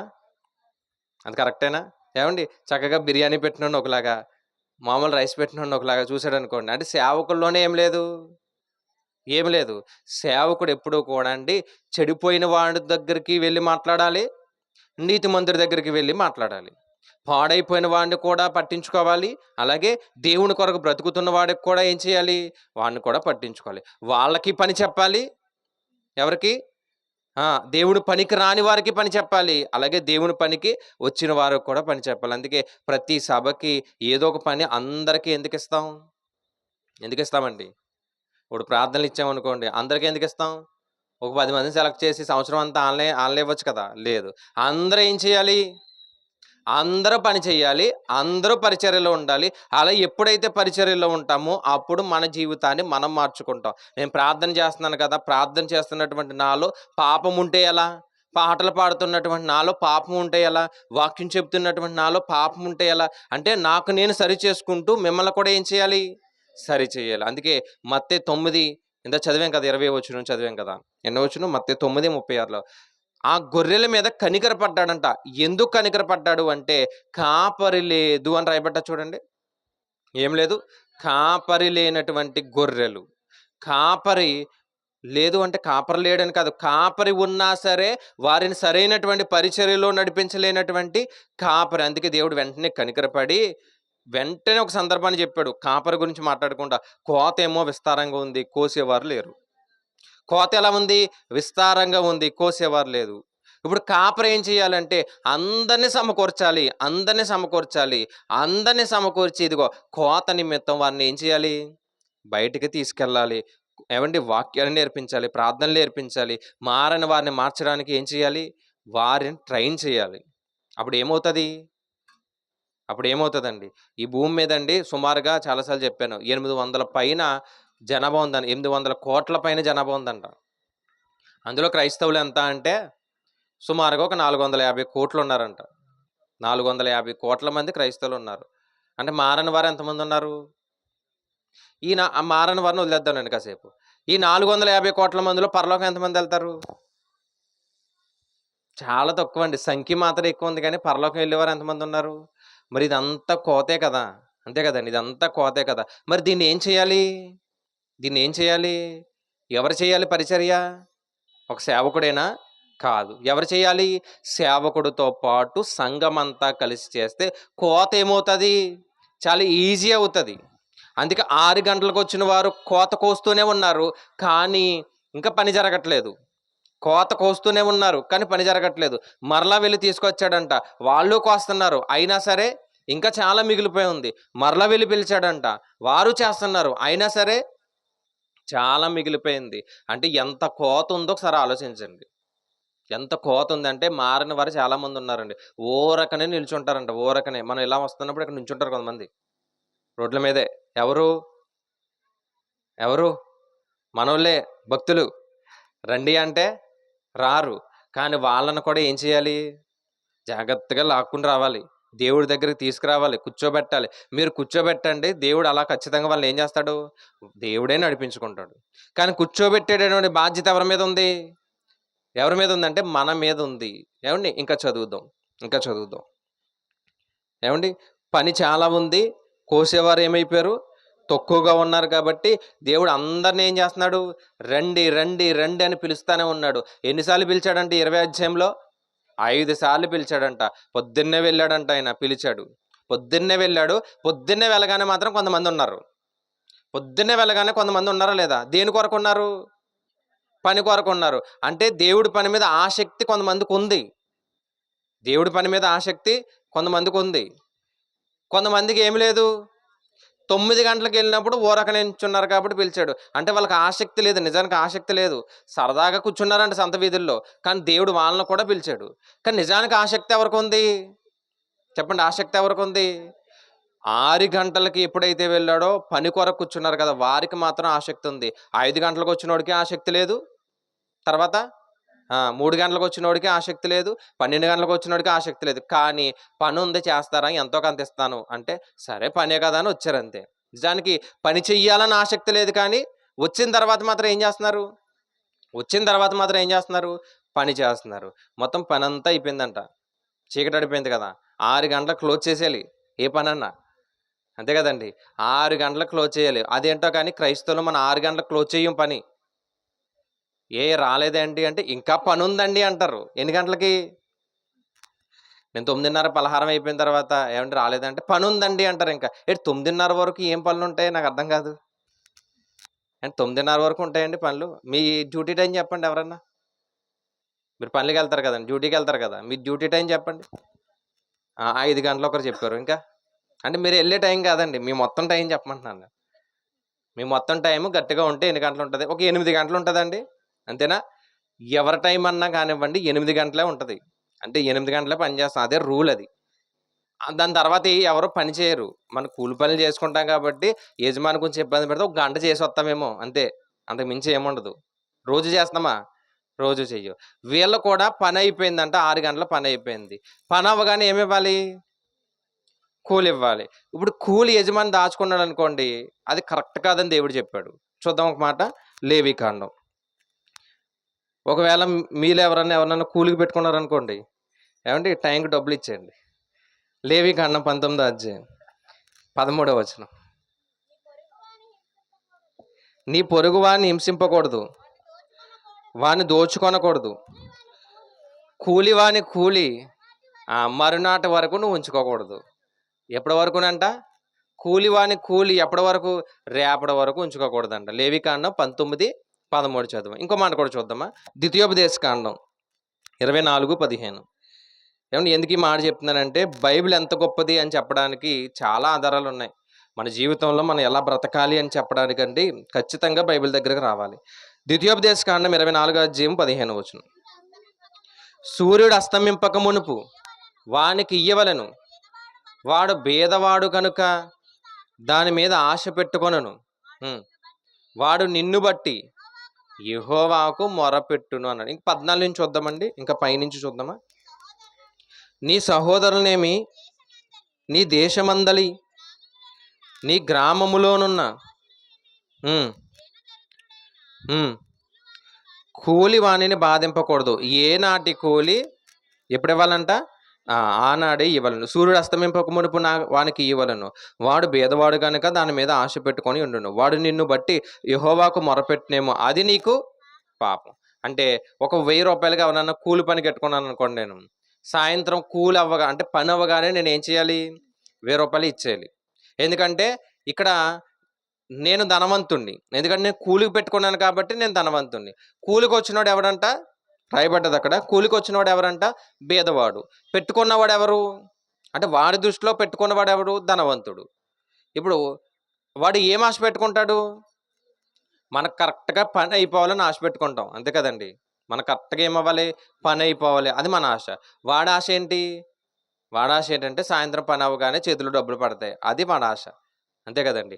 అది మనం నొక్కేసామనుకో, దాచేసుకున్నాం అనుకో, అది ఎవరికి పాపం అంట? ఎవరికి పాపం? మనకే పాపం, అంటే యజమానికే పాపం. అందుకే అక్కడికి వద్దాం, మత్తయి సువార్త 20వ అధ్యాయంకి వద్దాం. యజమాని ఏం చేశాడంటే, 6 అయింది కదా, సరే మొత్తం క్లోజ్ చేసేయండి అన్నాడు. సరే అందరం నిలబడండి అన్నాడు. గృహ నిర్వాహకుని పిలిచాడంట. గృహ నిర్వాహకుని పిలిచాడంట. గృహ నిర్వాహకుడు అంటే కొన్ని అర్థాలు కూడా ఉన్నాయి. ఏంటంటే సేవకుని కూడా ఏమన్నారు? గృహ నిర్వాహకుడు అన్నాడు. ఎందుకంటే పౌలు గారు కూడా మాట్లాడారు దాని గురించి. అయితే ఆ గృహ నిర్వాహకుని పిలిచి చివర వచ్చిన వాడి నుంచి మొదట వచ్చిన వారి వరకు కూడా కూలి డబ్బులు ఇచ్చే అన్నాడు. ఆర్డర్ కూడా చెప్పాడు చూడండి. చివర వచ్చిన వాడితో మొదలుపెట్టి చెప్పాడండి ఆ మాట. ఎన్నో వచ్చును? 8. చివర వచ్చిన వాడితో మొదలుపెట్టి మొదట వచ్చిన వాడితో లైన్గా నిలబెట్టు అన్నాడు. లైన్గా నిలబెట్టి కూలి డబ్బులు ఇచ్చే అన్నాడు.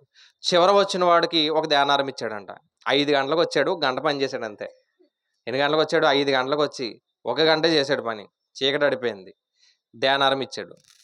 3 గంటలకు వచ్చినోడికి అదే ఇచ్చాడు. 12 గంటలకు వచ్చినోడికి అదే ఇచ్చాడు. 9 గంటలకు వచ్చినోడికి అదే ఇచ్చాడు.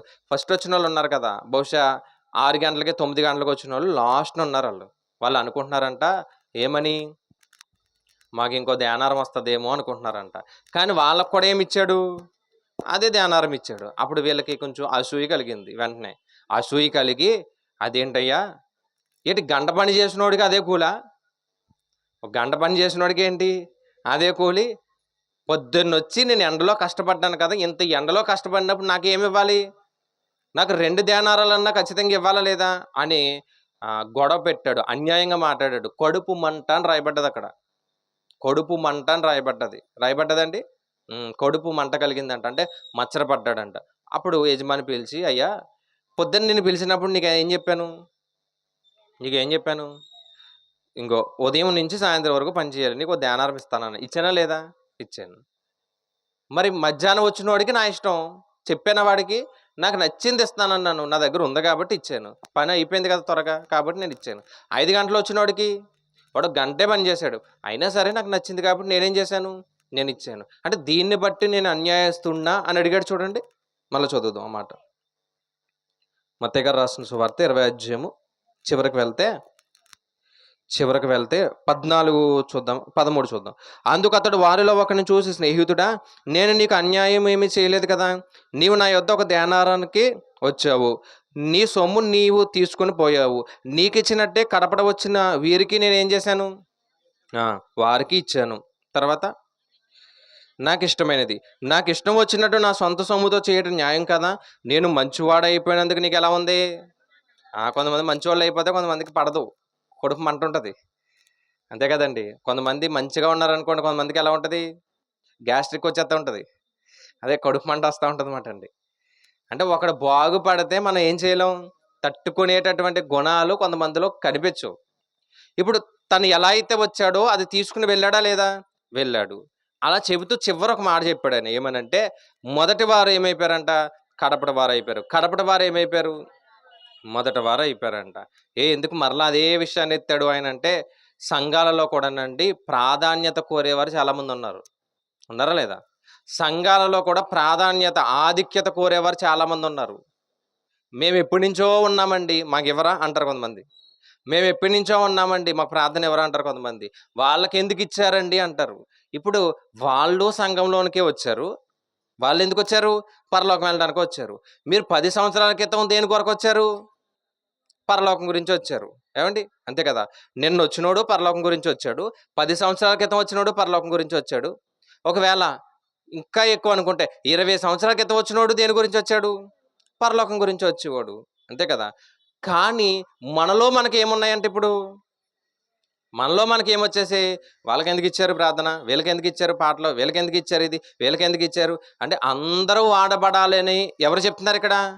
యజమాని చెబుతుంటే, అందరూ పని చేయాలని యజమాని చెప్తుంటే, మరలా మనలో మనకేంటంటే, అంటే మనలో మనకు ఉన్నాయని కాదు, అక్కడ ఉపమానాన్ని చెప్తున్నా. ఏమంటే మనలో మనకేంటంటే, ఇదిగో వాళ్ళకి ఎందుకు ఇచ్చారు, వీళ్ళకి ఎందుకు ఇచ్చారు, ఏమంటే ఈ గొడవ ఉందా లేదా? ఉంది. సేవకుల్లో కూడా కొంతమందిలో ఏమండి ధనాన్ని బట్టి ప్రేమించేవారు, అంతస్తుని బట్టి ప్రేమించేవారు ఉన్నారా లేదా? ఉన్నారు. ఎప్పుడూ కూడానండి విశ్వాస అయినా సేవకుడైనా ఎవరిని ఎలా ఉండాలంటే, ధనాన్ని బట్టి ఎవరిని ప్రేమించకూడదు, వారు ఇచ్చే కానుకని బట్టి ప్రేమించకూడదు, వారు పెట్టే ఆహారాన్ని బట్టి ప్రేమించకూడదు. అందరిని ఎలా చూడాలి? ఒకలాగే చూడాలి. అందరినీ ఒకలాగే చూడాలి. నీకు ఇచ్చేటటువంటి ప్రతిఫలాన్ని దేవుడు ఖచ్చితంగా నీకు ఇస్తాడు, అందులో అసలు డౌటే లేదు.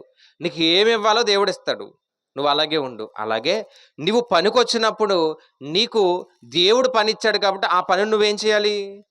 క్లియర్ చేసుకుంటూ వెళ్ళు. అంతేకాని ఇదిగో వాళ్ళకి ఎందుకు ఇచ్చారు, వీళ్ళకి ఎందుకు ఇచ్చారు అనేది కాదు. నీ పని నువ్వు చేసావా లేదా? అంతే కదా.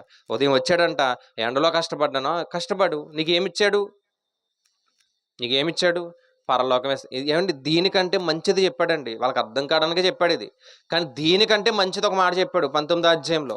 ఏమనంటే, మీరు 12 మంది ఉన్నారు కదా శిష్యులు, 28వ వచనం. యేసు వారితో ఇట్లనెను, ప్రపంచ పునర్జనమనందు మనుష్య కుమారుడు తన మహిమగల సింహాసనం మీద ఆసీనుడై ఉన్నప్పుడు నన్ను వెంబడించిన మీరును ఎలా ఉంటారు? 12 సింహాసనం మీద ఆసీనులై ఇశ్రాయేలు 12 గోత్రముల వారికి తీర్పు తీర్చుదురు. ఏమండి ఎంత ధన్యత వస్తే మరో దేని గురించి కొట్టుకుంటున్నారు? అంటే అప్పటికి ఇంకా పరిపూర్ణ అవ్వలేదండి శిష్యులు, అప్పటికి ఎలా లేరు? పరిపూర్ణులుగా లేరు. అందుకే యేసుక్రీస్తు వారు చనిపోయిన తర్వాత శిష్యులు మరలా చేపలు పట్టుకోవడానికి వెళ్ళిపోయారంట. ఎక్కడికి వెళ్ళిపోయారు? మరలా చేపలు పట్టుకోవడానికి వెళ్ళిపోయారు. మరలా యేసుక్రీస్తు వారు వచ్చి బలపరిచిన తర్వాత ఇంక మొత్తం అన్ని వదిలేశారు వాళ్ళు. ఆ పరిపూర్ణమైనటువంటి స్థితిలోని తీసుకెళ్ళడానికి మాట్లాడుతూ 12 సింహాసనాలు ఇస్తాను, దానికంటే గొప్పదేముంది అని చెబుతూ, మీరు నా నిమిత్తం ఏం వదిలేయాలి?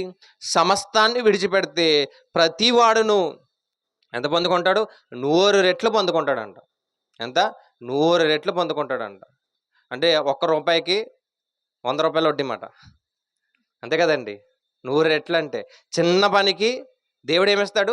పెద్ద పరలోకాన్ని ఇస్తానన్నాడు. చిన్న పని చేయి, నా కొరకు చిన్న పని చేయి, నీకు ఏమిస్తాను?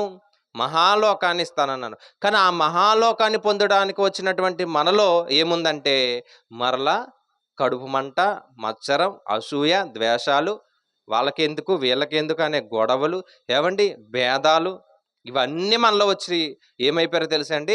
మొదటి వారందరూ చివరికి వెళ్ళిపోయారంట. చివరున్న వారందరూ అర్థమైందండి. నిన్న వచ్చిన వాడు దేవుల్లో దూసుకెళ్ళిపోతున్నాడు. 10 సంవత్సరాల క్రితం వచ్చిన వాడు ఎలా ఉన్నాడు? అందరినీ చూసుకుంటూ అక్కడే ఉండిపోయాడు. ఏదో కుందేలు అదేంటది తాబేలు కథ చెప్తున్నట్టుగా తాబేలు ఎలా వెళ్ళింది? మెల్లగా వెళ్ళినా ఫస్ట్కి వెళ్ళిపోయింది. అది తెలుసా అండి, నిజంగా వెళ్ళిపోతుంది. కుందేలు మాత్రం పెత్తనాలు ఎక్కువ దానికి మనలాగా. అందుకే అలా తిరుగుతూ తిరుగుతూ తిరుగుతూ ఏమైంది? కొంతమంది చూడండి సంఘానికి వచ్చినప్పుడు అండి, ఏమండి సంఘానికి వచ్చినప్పుడు ఎలా వస్తారంటే, ఒకవేళ 7:30కి బయలుదేరారు అనుకోండి, ఇక్కడికి వచ్చేసరికి 8 అవుతుంది వాళ్ళకి. ఉన్నారండి అలాంటి వాళ్ళు ఎవరన్నా? లేకపోతే మంచిది. 7:30కి బయలుదేరి ఎక్కడికి వస్తారు అంటే పెత్తనాలు ఎక్కువ మాట. అన్నీ చక్క పెట్టుకుని అందరి ఇల్లు చక్క పెట్టుకుని ఎప్పుడు వస్తారు? అలా కాదు. ఎప్పుడో కూడా దేవుని పనులు ఎలా ఉండాలంటే ముందుకెళ్ళిపోవాలి. అందుకే పౌలు గారు మాట్లాడితే ఏమన్నారంటే, నా పరుగు కడముట్టించితిని అన్నాడు. నేను ఎలా పరిగెత్తానంటే నేను నా వెనకాల ఉన్న వారిని ఎవరిని చూడలేదు. నా వెనకాల ఉన్న వారిని ఎవరిని చూడలేదు. నాకు దేవుడిచ్చినటువంటి ఆధిక్యతను బట్టి నేను ముందుకెళ్ళిపోయాను. ఎవరిని చూసేటటువంటి పని లేదండి. దేవుడు అందరికీ వారి యొక్క తలాంతుని దేవుడిస్తాడు. ఇచ్చాడు కదా, ఒక యజమాని వెళ్ళిపోతున్నప్పుడు ఏమి ఇచ్చాడంట? ఇచ్చాడు కదా, తలాంతులు ఇచ్చాడు. ఒక ఆయన దాన్ని డబల్ చేశాడు. ఒక ఆయన దాన్ని ఏం చేశాడు? ఎంత ఇచ్చాడో దాన్ని కాపాడుకున్నాడు. ఒక ఆయన ఏం చేశాడు? మొత్తం భూమిలో పాతి పెట్టేశాడు. మనం కూడా ఎలా ఉన్నామంటే ఇచ్చిన పనిని చక్కగా చేసుకుంటూ వెళ్ళకుండా ఎవరిని చూస్తున్నాం మనం? ఎవరిని చూస్తున్నాం? పాటలు పాడేవారు ఉన్నారనుకోండి, ఇంకా బాగా పాడేవారు ఉంటారు. కానీ ఇప్పుడు వాళ్ళని చూడకండి. మీకున్న టాలెంట్ వాళ్ళకి లేదేమో అంతే. వాక్యం చెప్పేవాళ్ళు ఉన్నారనుకోండి, ఏమంటే ప్రపంచంలో కొన్ని వేల మంది, కొన్ని లక్షల మంది ఉన్నారు సేవకులు. అందరిని చూసుకుంటూ పోతే చెప్పగలమా? ఒక్కొక్కరి టాలెంట్ ఒక్కొక్కరిది. అంతే కదా. ఎవరు ఎలా చెప్పగలరు? ఎవరికి దేవుడు ఏ జ్ఞానం ఇచ్చాడో ఆ జ్ఞానాన్ని బట్టి వెళ్ళిపోతాం. ఎవరినో చూసి మనం ఏమవ్వకూడదు? అసూయ పడకూడదు. కొంతమంది చూడండి ఎప్పటి నుంచో సేవ చేస్తూ ఉంటారు, ప్రపంచానికి తెలియదు. కానీ కొంతమంది ఒక 2 సంవత్సరాలు 3 సంవత్సరాలు అవుతుంది, ప్రపంచానికి తెలిసిపోతుంది. అప్పుడు ప్రపంచానికి తెలియని వాడు, అదేంటి ప్రభువా నేను 10 సంవత్సరాల నుంచి చేస్తున్నాను అంటే, నువ్వు 10 సంవత్సరాల నుంచి చేసినా నీకు పరలోకం ఇస్తాను, ఇతను 2 సంవత్సరాల నుంచి చేసినా పరలోకం ఇస్తాను. పరలోకం ఏమన్నా పోతుందా? కానీ దేని మీదకి ఆశ వెళ్ళిపోయింది మనకి? దేని మీదకి ఆశ వెళ్ళిపోయిందంటే లోక ఆశ అంట, అసూయ మీదకి ఆశ వెళ్ళిపోయి వీళ్ళేంటి వాళ్ళేంటి అని మనుషుల్ని ఎక్కడ పెట్టుకుంటున్నాం? అందుకే చాలా మంది అండి దేవుడికి ఎందుకు దూరం అయిపోతున్నారంటే కారణాలు ఇవే. ఒకటి కారణం. దేవుడికి ఎందుకు దూరం అయిపోతున్నారంటే కారణం ఇదే. మేము అప్పుడు అలా చేసాం, ఇలా చేసాం, ఇదంతా కాదు. ఇప్పుడు ఏం చేస్తున్నావు నువ్వు? దేవుడి కొరకు ఎంత బ్రతుకుతున్నావు? ఎలా ఉన్నావు? అదే కావాలి. నేను 20 సంవత్సరాల క్రితం అండి దేవుడి గురించి అన్ని ప్రాంతాలు తిరిగేశానంటే, మరి ఇప్పుడేంటి? అందరిని చూసి ఏమైపోయాడంట? నీరసించిపోయాడు. అప్పుడు కాదు, ఇప్పుడు కూడా ఎలా ఉండాలి? ఎప్పటికీ అలాగే ఉండాలండి. దేవునిలో ఎప్పటికీ అలా ఉండాలి. మొదటి వారుగానే ఉండాలి. అంటే నీ జీవితంలో ప్రారంభించినప్పుడు నువ్వు ఎలా ఉన్నావో అలాగే ఉండాలి. అలా ఉండగలిగితే నీ జీతాన్ని నీకిస్తాను అన్నాడు. ఇస్తాడా? ఎవరి జీతాన్ని వారు పొందుకుంటారు. ఇక్కడ ఒక ఉపమానంగా అందరికి ఒకే జీతాన్ని ఇచ్చినా అండి, మనం చేసిన పనికండి దేవుడు మనకు చక్కటి జీతాన్ని ఇస్తాను అన్నాడు. అందుకే పౌలు గారు మాట్లాడుతూ, అసలు నా జీతం ఏంటంటే సువార్త ప్రకటించడం అన్నాడు అంతే. ఉచితంగా సువార్త ప్రకటించడం ఏంటి? నాకు జీతమై ఉన్నది అన్నాడు కదా పౌలు గారు. కొరింథీయులకు రాసిన పత్రికలో చదువుతాం. ఉచితంగా ప్రకటించడమే నాకు జీతం కదా, ఇంక జీతం ఏంటి? నాకు అసలు దేవుడు వాక్యాన్ని ప్రకటించడానికి అవకాశాన్ని ఇచ్చాడంటే అదే గొప్ప జీతం కదా, ఇంక జీతం ఏంటి? నువ్వు దేని గురించి ఆలోచించాలి? నేను నిలబెట్టుకున్నాడు, దాని గురించి ఆలోచించంతే.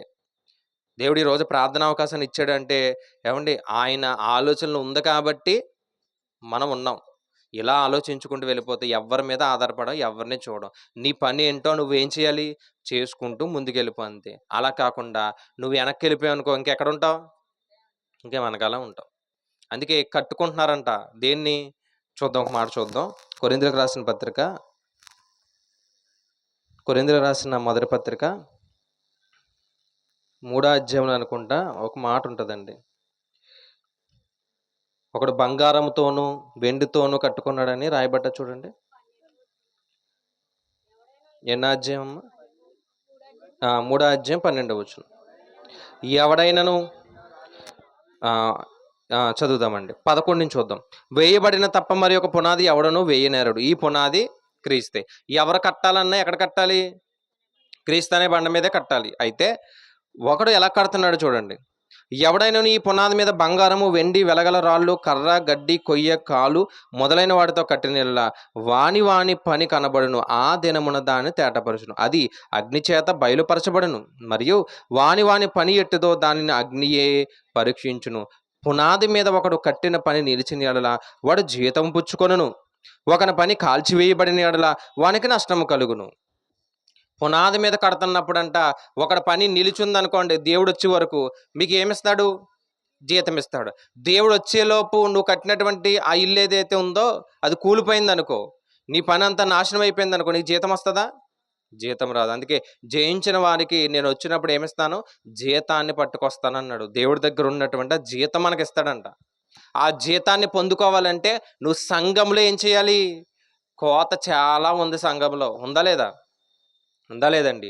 ద్రాక్ష తోట అంటే ఇందాక కూడా చెప్పాను, కాసేపు లోకం అన్నాను, లోకంలోనే ఉంది, అలాగే సంఘంలో కూడా ఉంది. సంఘంలో పరిచర్య ఉందా లేదా? ఉందండి లేదా? ఎంత పరిచర్య ఉంది? ఎంత పరిచర్య ఉంది? సంఘంలో చాలా పరిచర్య ఉంది. మనం నెతకట్లేదు కాబట్టి పరిచర్య ఏంటో తెలియట్లేదు. ఒక్కసారి ఆలోచించగలిగితే సంఘంలో ఎంతో పరిచర్య ఉంది. ఆ పరిచర్యని అందరూ చేయాలి. యవనస్తులు చేయాలి, బాల్య దశలో ఉన్నవారు చేయాలి, స్త్రీలు చేయాలి, పురుషులు చేయాలి. వృద్ధాప్యానికి వెళ్ళిపోయాం, మాకు అవసరం లేదనుకోకండి. వృద్ధాప్యంలో ఉన్నవారు కూడా ఏం చేయాలి? చెయ్యాలి. వృద్ధాప్యంలో ఉన్నవారు కూడా పరిచర్య చేయాలి. ఎందుకంటే మీరు అపవిత్రమైనటువంటి ముసలం ముచ్చట్లు పెట్టుకోకూడదంట. ఎక్కడ రావాలి? మీ ముచ్చట్లన్నీ కూడా మందిరానికి తేండి అంటున్నాడు. ఏ ముచ్చట్లు? ఆ ముచ్చట్లు వదిలేసి, ఏమన్నా ఆ ముచ్చట్లు అన్నాను, ఆ ముచ్చట్లన్నీ మందిరానికి తేకండి. ఆ ముచ్చట్లన్నీ వదిలేసి దేవుడి దగ్గరికి రావాలి. పెద్దవారు ఎవరైతే ఉన్నారో, వృద్ధాప్యంలో ఉన్నవారు, వారు కూడా చెయ్యాలి ప్రార్థన. వారు కూడా చెయ్యాలి. ఏమంటే అందరూ కలిసి ఏం చేయాలి? మందిరాన్ని గురించి ఆలోచించాలి, మందిర పోషణ గురించి ఆలోచించాలి, మందిర పరిచర్య గురించి ఆలోచించాలి. మారని వారి గురించి మనం ఏం చేయాలి? ప్రయాసపడాలి. ఎంత పరిచర్య ఉంది, కానీ నాకు అవసరం లేదన్నట్టుగా కొంతమంది ఏమవుతారండి? ఇది నా పని కాదు అన్నట్టుగా వెళ్ళిపోతారు. అందుకే మీరు రండి రండి రండి అంటారు. కొంతమంది చిన్నప్పుడే దేవుణ్ణి తెలుసుకుంటారు, కొంతమంది మధ్య వయసులో తెలుసుకుంటారు, కొంతమంది వృద్ధాప్యంలో తెలుసుకుంటారు. ఎప్పుడు తెలుసుకున్నా నువ్వు జీవితం ముగించే ఆ సమయానికి మాత్రం నువ్వు ఎలా ఉండాలి? పరిశుద్ధుడిగానే ఉండాలి. అంతే కదండి. నీ జీవితాన్ని ఎప్పుడైతే నువ్వు ముగించుకోవడానికి సిద్ధపడుతున్నావో, లేదా నీకు ఇచ్చినటువంటి ఆయుష్ అయిపోతుందో, అప్పుడు నువ్వు ఎలా ఉండాలి? పరిశుద్ధుడిగా ఉండాలి. అలా పరిశుద్ధుడిగా ఉండగలిగితేనే నువ్వు ఎక్కడికి వెళ్తావు? పరలోక రాజ్యాన్ని పొందుకుంటావు. అప్పుడు మారతానులేండి అనుకోకండి, అప్పుడు వరకు ఉండం మనం. అంతే కదండి. అప్పుడు మారతానులేండి అంటే అప్పుడు వరకు ఉంటామా? ఎక్కడెక్కడో జరుగుతున్నాయండి యుద్ధాలు. ఎవడన్నా బాంబు ఇలా పడేసాడు అనుకోండి, ఏమైపోతాం? అందుకే ఎప్పుడు మారాలి? సమయం ఉన్నప్పుడే దేవుడి దగ్గరికి రండి అన్నాడు. ఏమండి? ఆయనే పరిచర్య చేస్తున్నప్పుడు అండి ఊరకనే కూర్చోకండి, బయట దేవుడి దగ్గరికి రండి. ఎలా ఉన్నారంట వాళ్ళు? ఊరకనే నిలిచి ఉన్నారండి, ఏ పని లేకుండా నిలిచి ఉన్నారంట. వారిని కూడా తీసుకొచ్చాడు దేవుడు, అంత ప్రేమ ఉంది. కాబట్టి ఊరకనే నిల్చోకండి. దేవుడి కార్యక్రమాలు ఉన్నప్పుడు ఏం చేయాలి? రండి, దేవుడి పరిచర్య చేయండి. మనం ఏం చేయగలమో ఆ పరిచర్యను ముందుకు కొనసాగిద్దాం. మనం ఎంతవరకు చేయగలమో దాన్ని ముందుకు తీసుకెళ్దాం. కోత ఎలా ఉందంట? విస్తారంగా ఉంది. పని చేస్తే ఏముందండి? జీతం ఉందా లేదా? జీతం ఉంది. ఎప్పుడు ఇస్తాడు దేవుడు? అంతా కలిపి ఒకసారి ఇస్తాడు దేవుడు. ఎప్పుడు? అప్పుడప్పుడు జాబులు చేసే వాళ్ళు ఎవరైతే ఉంటారో, గవర్నమెంట్ జాబులు, పిఎఫ్ ఉంటుంది తెలుసా అండి? పిఎఫ్ ఎప్పుడు వస్తుంది? అంతా అయిపోయిన తర్వాత అప్పుడు ఆ అకౌంట్లో అన్నీ పడతాయన్నమాట. ప్రతి నెల కట్ చేస్తాడు. మన శాలరీ ఇచ్చినప్పుడు ప్రతి నెల ఏం చేస్తాడంటే కట్ చేసుకుంటూ వెళ్ళిపోతాడు. ఎప్పుడు వస్తుంది? చివరిలో వస్తుంది. అలాగే ఈ పరిచర్యకి ప్రతిఫలం అనేది దేవుడు ఎలా ఇస్తున్నాడు తెలుసా? 100 అంతలుగా ఇస్తున్నాను అన్నాడు. ఒకసారి మళ్ళీ 19వ అధ్యాయం చదువు ముగించేద్దాం. 19వ అధ్యాయంలో ఒక మంచి మాట చెప్పాడు దేవుడు. 19వ అధ్యాయం చివరికి వెళ్ళిపోతే, మీకు 100 అంతలుగా ఇస్తున్నాను అన్నాడు. రెండవది అంతకంటే గొప్పది ఏంటంట? 19వ అధ్యాయం, మత్తయి గారు రాసినటువంటి సువార్త 19వ అధ్యాయము 29 చివరి మాటకి వెళ్ళిపోతే, 100 రెట్లు పొందును, ఇదిగాక నిత్యజీవము.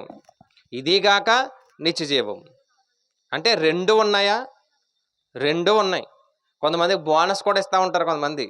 ఇస్తారా లేదండి? అలాగే దేవుడు కూడా నిత్యజీవం అనేది శాలరీ అయితే బోనస్ ముందు కూడా ఇస్తున్నాడంట. బోనస్ ఏంటి? నువ్వు అందరిని పోగొట్టుకున్నా నీకు 100 రెట్లు ఇస్తానన్నాడు. అందరిని పోగొట్టుకున్నా ఏమిస్తానన్నాడు? 100 రెట్లు. మనకు ఎంతోమంది చుట్టాలు ఉంటారు. ఒక మాట చెప్పాలంటే మనందరూ ఎవరు? అండ్ ఇంతకు మించి చుట్టాలు ఎవరన్నా ఉన్నారు మనకి? బయట చాలామంది ఉంటారు. ఫంక్షన్లు మాత్రమే కలుస్తాం. కానీ మనం ప్రతిరోజు కలుస్తాం. కష్టం రాగానే ఇదిగో నా గురించి ప్రార్థన చేయంటాం. ఇబ్బంది రాగానే నా గురించి ప్రార్థన చేయండి. ఇంతకంటే చుట్టాలు ఎవరైనా ఉంటారా? ఎవరో ఉండరు. వాళ్ళను వదిలేసాం కాబట్టి దేవుడు ఎంతమందిని ఇచ్చాడు? అర్థమైందండి నేను చెప్పింది? వాళ్ళను వదిలేసాం కాబట్టి, వాళ్ళు లోకంలో ఉన్నారు కాబట్టి వాళ్ళని వదిలేసాం కాబట్టి దేవుడు ఎంతమందిని ఇచ్చాడు? చాలా మందిని ఇచ్చాడు. అది ఇస్తాడండి దేవుడు. 100 రెట్లు ఇస్తానన్నాడు. నువ్వు ఇలాగే ఉంటే నువ్వు మరణించిన తర్వాత నీకు ఏమిస్తాను? నిత్య జీవం కూడా ఇస్తాను, నీకు సింహాసనం ఇస్తాను అన్నాడు, జీవకిరీటం ఇస్తాను అన్నాడు. కానీ అప్పటి వరకు నువ్వు ఎలా ఉండాలంటే నీ పనిని నువ్వు జాగ్రత్తగా చేసుకుంటూ వెళ్ళు. ఎవరి మీద డిపెండ్ అవ్వకు, ఎవరి క్రియలు చూడకు, నీ పని నువ్వు చేసుకో. వాడు అలా చేస్తున్నాడు, నేను ఇలా చేస్తున్నాను, ఇవి ఏమీ కాదు. ఎలా ఉండాలంట? నీ పని నీది. వాడు ఎప్పుడో వచ్చాడు కదా, అది కాదు. ఏమండి? ఎప్పుడొచ్చినా ఏదో దినాన్ని ఏమవుతాం? చనిపోతాం. కాబట్టి చనిపోయిన తర్వాత మనం పొందుకునేది ఏది? పరలోకమై ఉండాలి. ఈ విషయాన్ని జాగ్రత్తగా ఆలోచన చెయ్యండి. ఏమంటే కోత ఎలా ఉందంట? చాలా విస్తారంగా ఉంది. పనివారు మనం ఉన్నాం కదండి, ఏమండి? ఉన్నామా లేదా? మరలా కొద్దిమంది అంటున్నారు, ఇంతమంది అన్నా కోత కూడా ఎక్కువే ఉంది, పనివారు కూడా ఎక్కువ మందే ఉన్నారు. కానీ కొయ్యడానికి మాత్రం రావట్లేదు అంతే. పనివారు లేరా? కోత ఎంతైతే ఉందో పనివారు కూడా ఉన్నారా లేదా? ఇందాక కూడా చెప్పాను, 800 కోట్ల జనాభాలో 450 కోట్లు అంటే ఎంతమంది? ఇంకెంత మిగిలిపోయారు? 350 కోట్ల మంది మిగిలిపోయారు. అదంతా కోత అనుకుంటే కోసేవారు ఎక్కువ ఉన్నారా? కానీ రావట్లేదు అంతే. ఎవరు రావట్లేదు? కోసేవారు రావట్లేదు. కానీ యజమాని మాత్రం ఎప్పుడు వచ్చేసాడు? పొద్దున్నే లేచి వచ్చాడంట, రండి కొయ్యండి అని. కానీ రావడానికి మనకి ఖాళీ లేదు, బిజీ లైఫ్ అయిపోయింది మనదంతా. అందుకే దేవుడు చెప్తున్నాడు, మీ జీతాన్ని నేను సిద్ధపరిచాను, రండి అన్నాడు. ఇంకా చెప్తా ఆయన ఏమన్నాడంటే, ఇక్కడ ధనాన్ని సమకూర్చుకోకండి. ఇక్కడ ఏముందంట? ఏముంది? చిమ్మట ఉంది, దొంగలు ఉన్నారు, దోచుకునేవారు ఉన్నారు. మరి ఎక్కడ సమకూర్చుకోవాలి? పరలోకంలో సమకూర్చుకోండి అన్నాడు. అకౌంట్ ఉందండి? అకౌంట్ ఓపెన్ చేయండి. లేకపోతే ఏమండి, దేవుడికి ఇచ్చే ప్రతి రూపాయి ఎక్కడికి పోదండి. మళ్ళీ చెప్తున్నా, మీరు దేవుడికి ఇచ్చే ప్రతి రూపాయి, దేవుడి కొరకు పెట్టే ప్రతి రూపాయి, కార్యక్రమాల కొరకు పెట్టే ప్రతి రూపాయి ఎక్కడికి పోదు. అన్నీ సేఫ్గా ఉంటాయి. ఎక్కడ ఉంటాయి? దేవుడి దగ్గర ఉంటాయి. కానీ అది ఇవ్వడానికి కూడా కొంతమందికి ఏం రాదు? మనసు రాదు. అందుకే పిసినారోళ్ళు అన్నాడన్నమాట దేవుడు. కొంతమంది పిసినారోళ్ళు ఉంటారు, ఏం రాదు వాళ్ళకి. కొంతమంది తెలుసా అండి, ఆ చిరిగిపోయిన నోట్లు వేస్తూ ఉంటారు. పాపం దేవుడు అవి కూడా దాచుకుంటాడు. దేవుడు ఎంత ప్రేమమేడో చూడండి. అర్థమైందండి? దేవుడికి ఇచ్చింది ఏది పోదండి. మనిషికి ఇచ్చింది పోతుందేమో కానీ దేవుడికి ఇచ్చింది ఎప్పటికీ పోదు. అందుకే దేవుడి కొరకు బ్రతకండి. కోత చాలా ఉంది. మనం ఎంత చేయగలమో అంత పరిచర్య చేద్దాం. ఒక్కరినైనా కాపాడదాం. మనం చనిపోయేలోపు కనీసం ఈ 2 వీధులన్నా కాపాడదాం. ఏ 2 వీధులు? ఈ పొలమూరులో ఇంకో కొత్తపేట, పాతపేట ఉన్నాయి కాబట్టి ఎవరైతే మారలేదో వారిని, లేదా కనీసం ఒక పొలమూరులో ఉన్నటువంటి గ్రామంలో ఇంకా ఎంతమంది అయితే మారలేని వారు ఉన్నారో వాళ్ళని ఏం చేద్దాం? మనం చనిపోయేలోపు ఒక్కరినైనా మార్చేమోదాం. చనిపోగలిగితే అప్పుడు దేవుడు మనకి ఏమిస్తాడు? మంచి జీతాన్ని ఇస్తాడు. ఆ జీతాన్ని పొందుకోవడానికి మనం ఎలా వెళ్తాం? మేఘాల మీద వెళ్తామని రాయబడ్డది. ఎలా వెళ్తాం? మేఘాల మీద క్రీస్తు హ్యాపీగా తీసుకెళ్తాడు మనం. అటు ధన్యత మన అందరికీ ఉండాలని కోరుతూ నా మాటలు ముగిస్తున్నా. చిన్న ప్రార్థన చేద్దాం. మోకరిందాం, ప్రార్థన చేద్దామండి.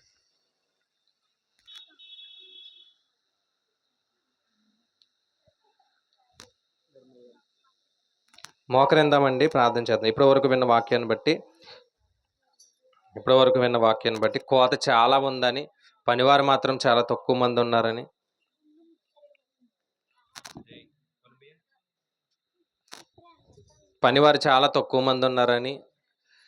మనం చాలా విషయాలు విన్నాం. అలాగే మనం చేసే పరిచర్యకి దేవుడు ఎంతో సహాయం చేస్తున్నాడని, మన పరిచర్య మనం ముగించుకున్న తర్వాత మనకు దేవుడు నిత్య జీవాన్ని ఇస్తానని తెలియపరిచాడు. ఆ పరిచర్య నిమిత్తం మన అందరం కూడా ప్రయాసపడదామండి. ప్రతి ఒక్కరు కూడా ప్రార్థన చేద్దాం. ఇంకా దేవుడు మనకి అనేకమైనటువంటి మేలులు చేయాలని, అనేక కార్యక్రమాలు మనం చేయాలని, మనకి ఇచ్చినటువంటి ఆయుష్లో ఉన్నటువంటి పరిచర్య అంతా దేవుడు మన ఎడల జరిగిస్తున్నందుకు దేవుడికి వందనాలు చెబుతూ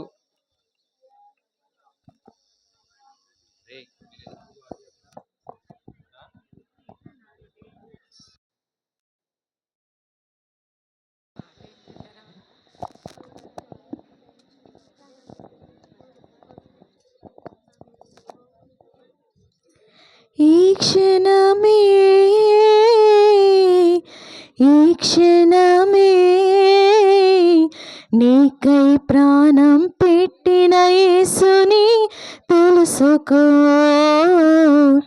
నీకై చేతులు చాచిన దేవుని చేరుకో, నీకై ప్రాణం పెట్టిన యేసుని తెలుసుకో, నీకై చేతులు చాచిన దేవుని చేరుకో. సమయము లేదు, గడచిన కాలము రాదు, సమయము లేదు, గడచిన కాలము రాదు. ఈ క్షణమే ఈ క్షణమే నీకై ప్రాణం పెట్టిన యేసుని తెలుసుకో, నీకై చేతులు చాచిన దేవుని చేరుకో, నీకై ప్రాణం పెట్టిన యేసుని తెలుసుకో, నీకై చేతులు చాచిన దేవుని చేరుకో. సమయము లేదు, గడచిన కాలం రాదు, సమయము లేదు, గడచిన కాలము రాదు. ప్రార్థన చేద్దామండి. దయ కలిగిన మా కన్న తండ్రి, మీ ఘనమైన ఉన్నతమైన నామను వందనములు. దేవా, మీ యొక్క ఉన్నతమైన కృపను బట్టి మమ్మల్ని కాచి కాపాడిన విధానాన్ని పెడతండి వందనములయ్యా. ఏదిగో తండ్రి, ఇప్పటి వరకు అనేక విషయాలు దేవా మేము నేర్చుకుని ఉన్నాం. దేవా, నీ కృపను పెడతండి దేవా. ఇదిగో తండ్రి, క్రీస్తు చెప్పినటువంటి ఉపమానాల్లో ఉన్నటువంటి భావాలు దేవా నేర్చుకుని ఉన్నాం.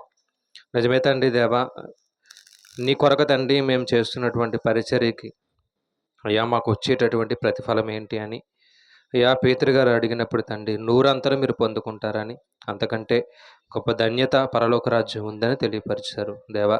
ఆ పరిచర్య నిమిత్తమే తండ్రి ఎన్నుకోబడినటువంటి మాలో మేము దేవదిగో తండ్రి ఒకవేళ అసూయపడుతున్నామేమో దేవా, ఒకరి పట్ల ఒకరికి తండ్రి దేవ మచ్చరం ఉందేమో దేవా. ఎవరి జీతాన్ని వారికి తండ్రి మీరు అయా క్రీస్తు రెండవ రాకల్లో ఇస్తానని సెలవిచ్చి ఉన్నారు. అప్పటి వరకు తండ్రి దేవా సహించుకోమని దేవా ఇదిగో తండ్రి వాక్యం సెలవిస్తుంది దేవా. మీరు మాకు ఇచ్చినటువంటి పరిచర్య దేవా, మేము దేవా ఇదిగో తండ్రి మరి విసుక్కోకుండా తండ్రి దేవా చేయుడుకు తండ్రి సహాయం దయచేయండి. మీరు ఎంతైతే పరిచర్యను మా కొరకు తండ్రి సిద్ధపరిచారు దేవా, ఇదిగో తండ్రి ఆ పరిచర్యను తండ్రి క్రమముగాను మర్యాదగాను దేవా చేయుటకు జ్ఞానంతో తండ్రి ముందుకు తీసుకెళ్ళడానికి తండ్రి సహాయం దయచేయండి. మా జీవితకాలాన్ని ముగించుకునే సమయానికి దేవా కొద్దిమందినైనా తండ్రి దేవా మేము మార్చుటకు తండ్రి కృప చూపించండి. కోత చాలా విస్తారంగా ఉందని సెలవిచ్చారు దేవా. కోయివారు దేవా ఇదిగో తండ్రి పనివారు లేరు అంటున్నారు తండ్రి దేవా. మా సంఘంలో నుంచి తండ్రి దేవా కొంతమంది పనివారిని తయారు చేయడానికి తండ్రి జ్ఞానం ఇవ్వండి. కొంతమంది సేవకులను తండ్రి మీరు పుట్టించండి, కొంతమంది సేవకురాలను మీరు పుట్టించండి దేవా. ఇదిగో తండ్రి ఈ యొక్క సంఘం ద్వారా కూడా తండ్రి అనేక ప్రాంతాలకు తండ్రి వాక్యం వెళ్ళడానికి తండ్రి యవన బిడ్డలు తండ్రి దేవా చక్కగా దేవా నేర్చుకోవడం తండ్రి సహాయం దయచేయండి. అలాగే దేవా అందరినీ ఒకేలా చూసేటటువంటి ఆ ప్రేమాగుణాన్ని తండ్రి మీరు మాకు దయచేయండి. ఇదిగో దేవా ధనాన్ని బట్టో మనుషుని బట్టో తండ్రి బలాన్ని బట్టో మేము చూడకుండా అందరూ నీ బిడ్డలను తండ్రి దేవా మేము తలంచేటటువంటి ఆలోచన తండ్రి మాకు కూడా దయచేయండి. ఒకవేళ తండ్రి దేవా గర్వంతో తండ్రి మేము త్రుట్టిల్లిపోతున్నామేమో మరలా తండ్రి దేవా ఇదిగో తండ్రి నీ కొరకు బ్రతకడానికి తండ్రి మరలా ముందు కొనసాగడానికి తండ్రి సహాయం దయచేయండి. అలాగే దేవా మరి దేవా ఇదిగో తండ్రి నరసయ్య గారిని జ్ఞాపకం చేసుకోండి అయ్యా. వారి చేతిని ముట్టండి, స్వస్థపరచండి దేవా. ఎంతో ప్రమాదం నుంచి తండ్రి మీరు రక్షించారు, కాపాడారు. ఇదిగో తండ్రి వారి యొక్క సమయంలోనే దేవా వారిని మీరు తండ్రి మందిరానికి తీసుకొచ్చారని మేము నమ్ముచున్నాం తండ్రి. వారు చేయాల్సినటువంటి పరిచర్య వారికి అప్పగించండి. వారు ఎంతవరకు చేయగలరో తండ్రి వారికి జ్ఞానమును బలాన్ని దేవ దయచేయండి దేవ. ఇదిగో తండ్రి దేవా నీ కృపను బట్టి తండ్రి పూర్తిగా తండ్రి దేవ ఇదిగో తండ్రి దేవా స్వస్థపరచండి. అలాగే దేవా నిర్మలా గారు చేస్తున్నటువంటి పనిపాట్ల విషయాల్లో మీరు తోడుగా ఉండండి దేవా. కుటుంబ నిమిత్తం తండ్రి ఎంతో కష్టపడుచున్నారయ్యా, జ్ఞానమునివ్వండి, ఆరోగ్యాన్ని ఇవ్వండి అయ్యా.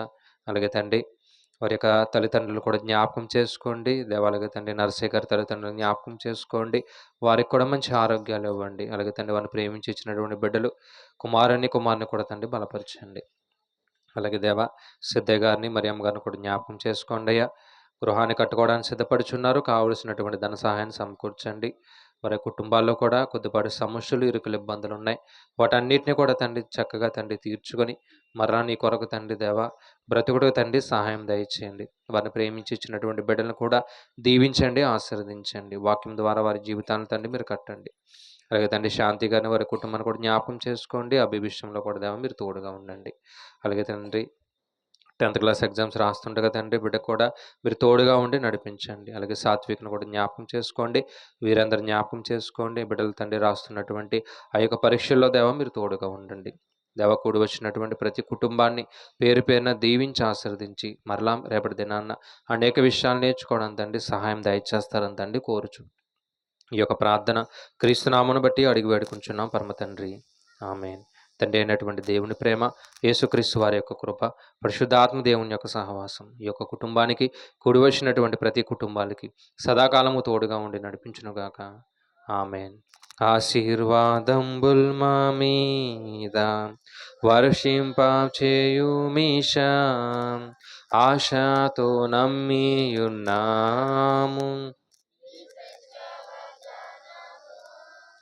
ఈ మహిమీద కృమ్మరించుము దేవా, క్రమ్మార ప్రేమ వర్షంబున్ కృమ్మరించుము దేవన్.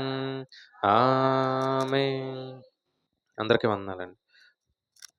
రేపటి దినాన్న వీరమణి గారి ఇంటి దగ్గర శిలువ జ్ఞాన కొడుకు జరుగుతుంది కాబట్టి గమనించి అందరూ రావడానికి సిద్ధపడండి.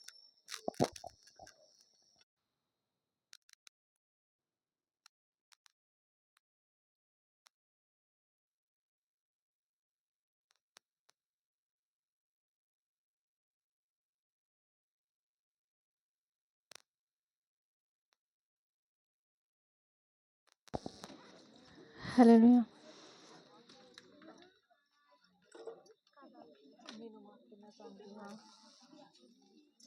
హల్లెలూయా.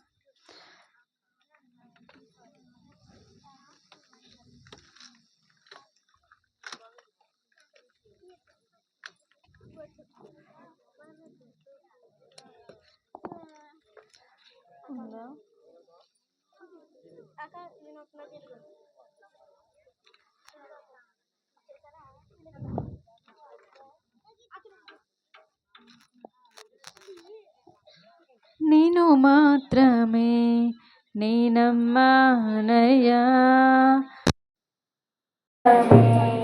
నా ధైర్యం యేసయ్యా, నేను మాత్రమే నేనమ్మానయ్యా.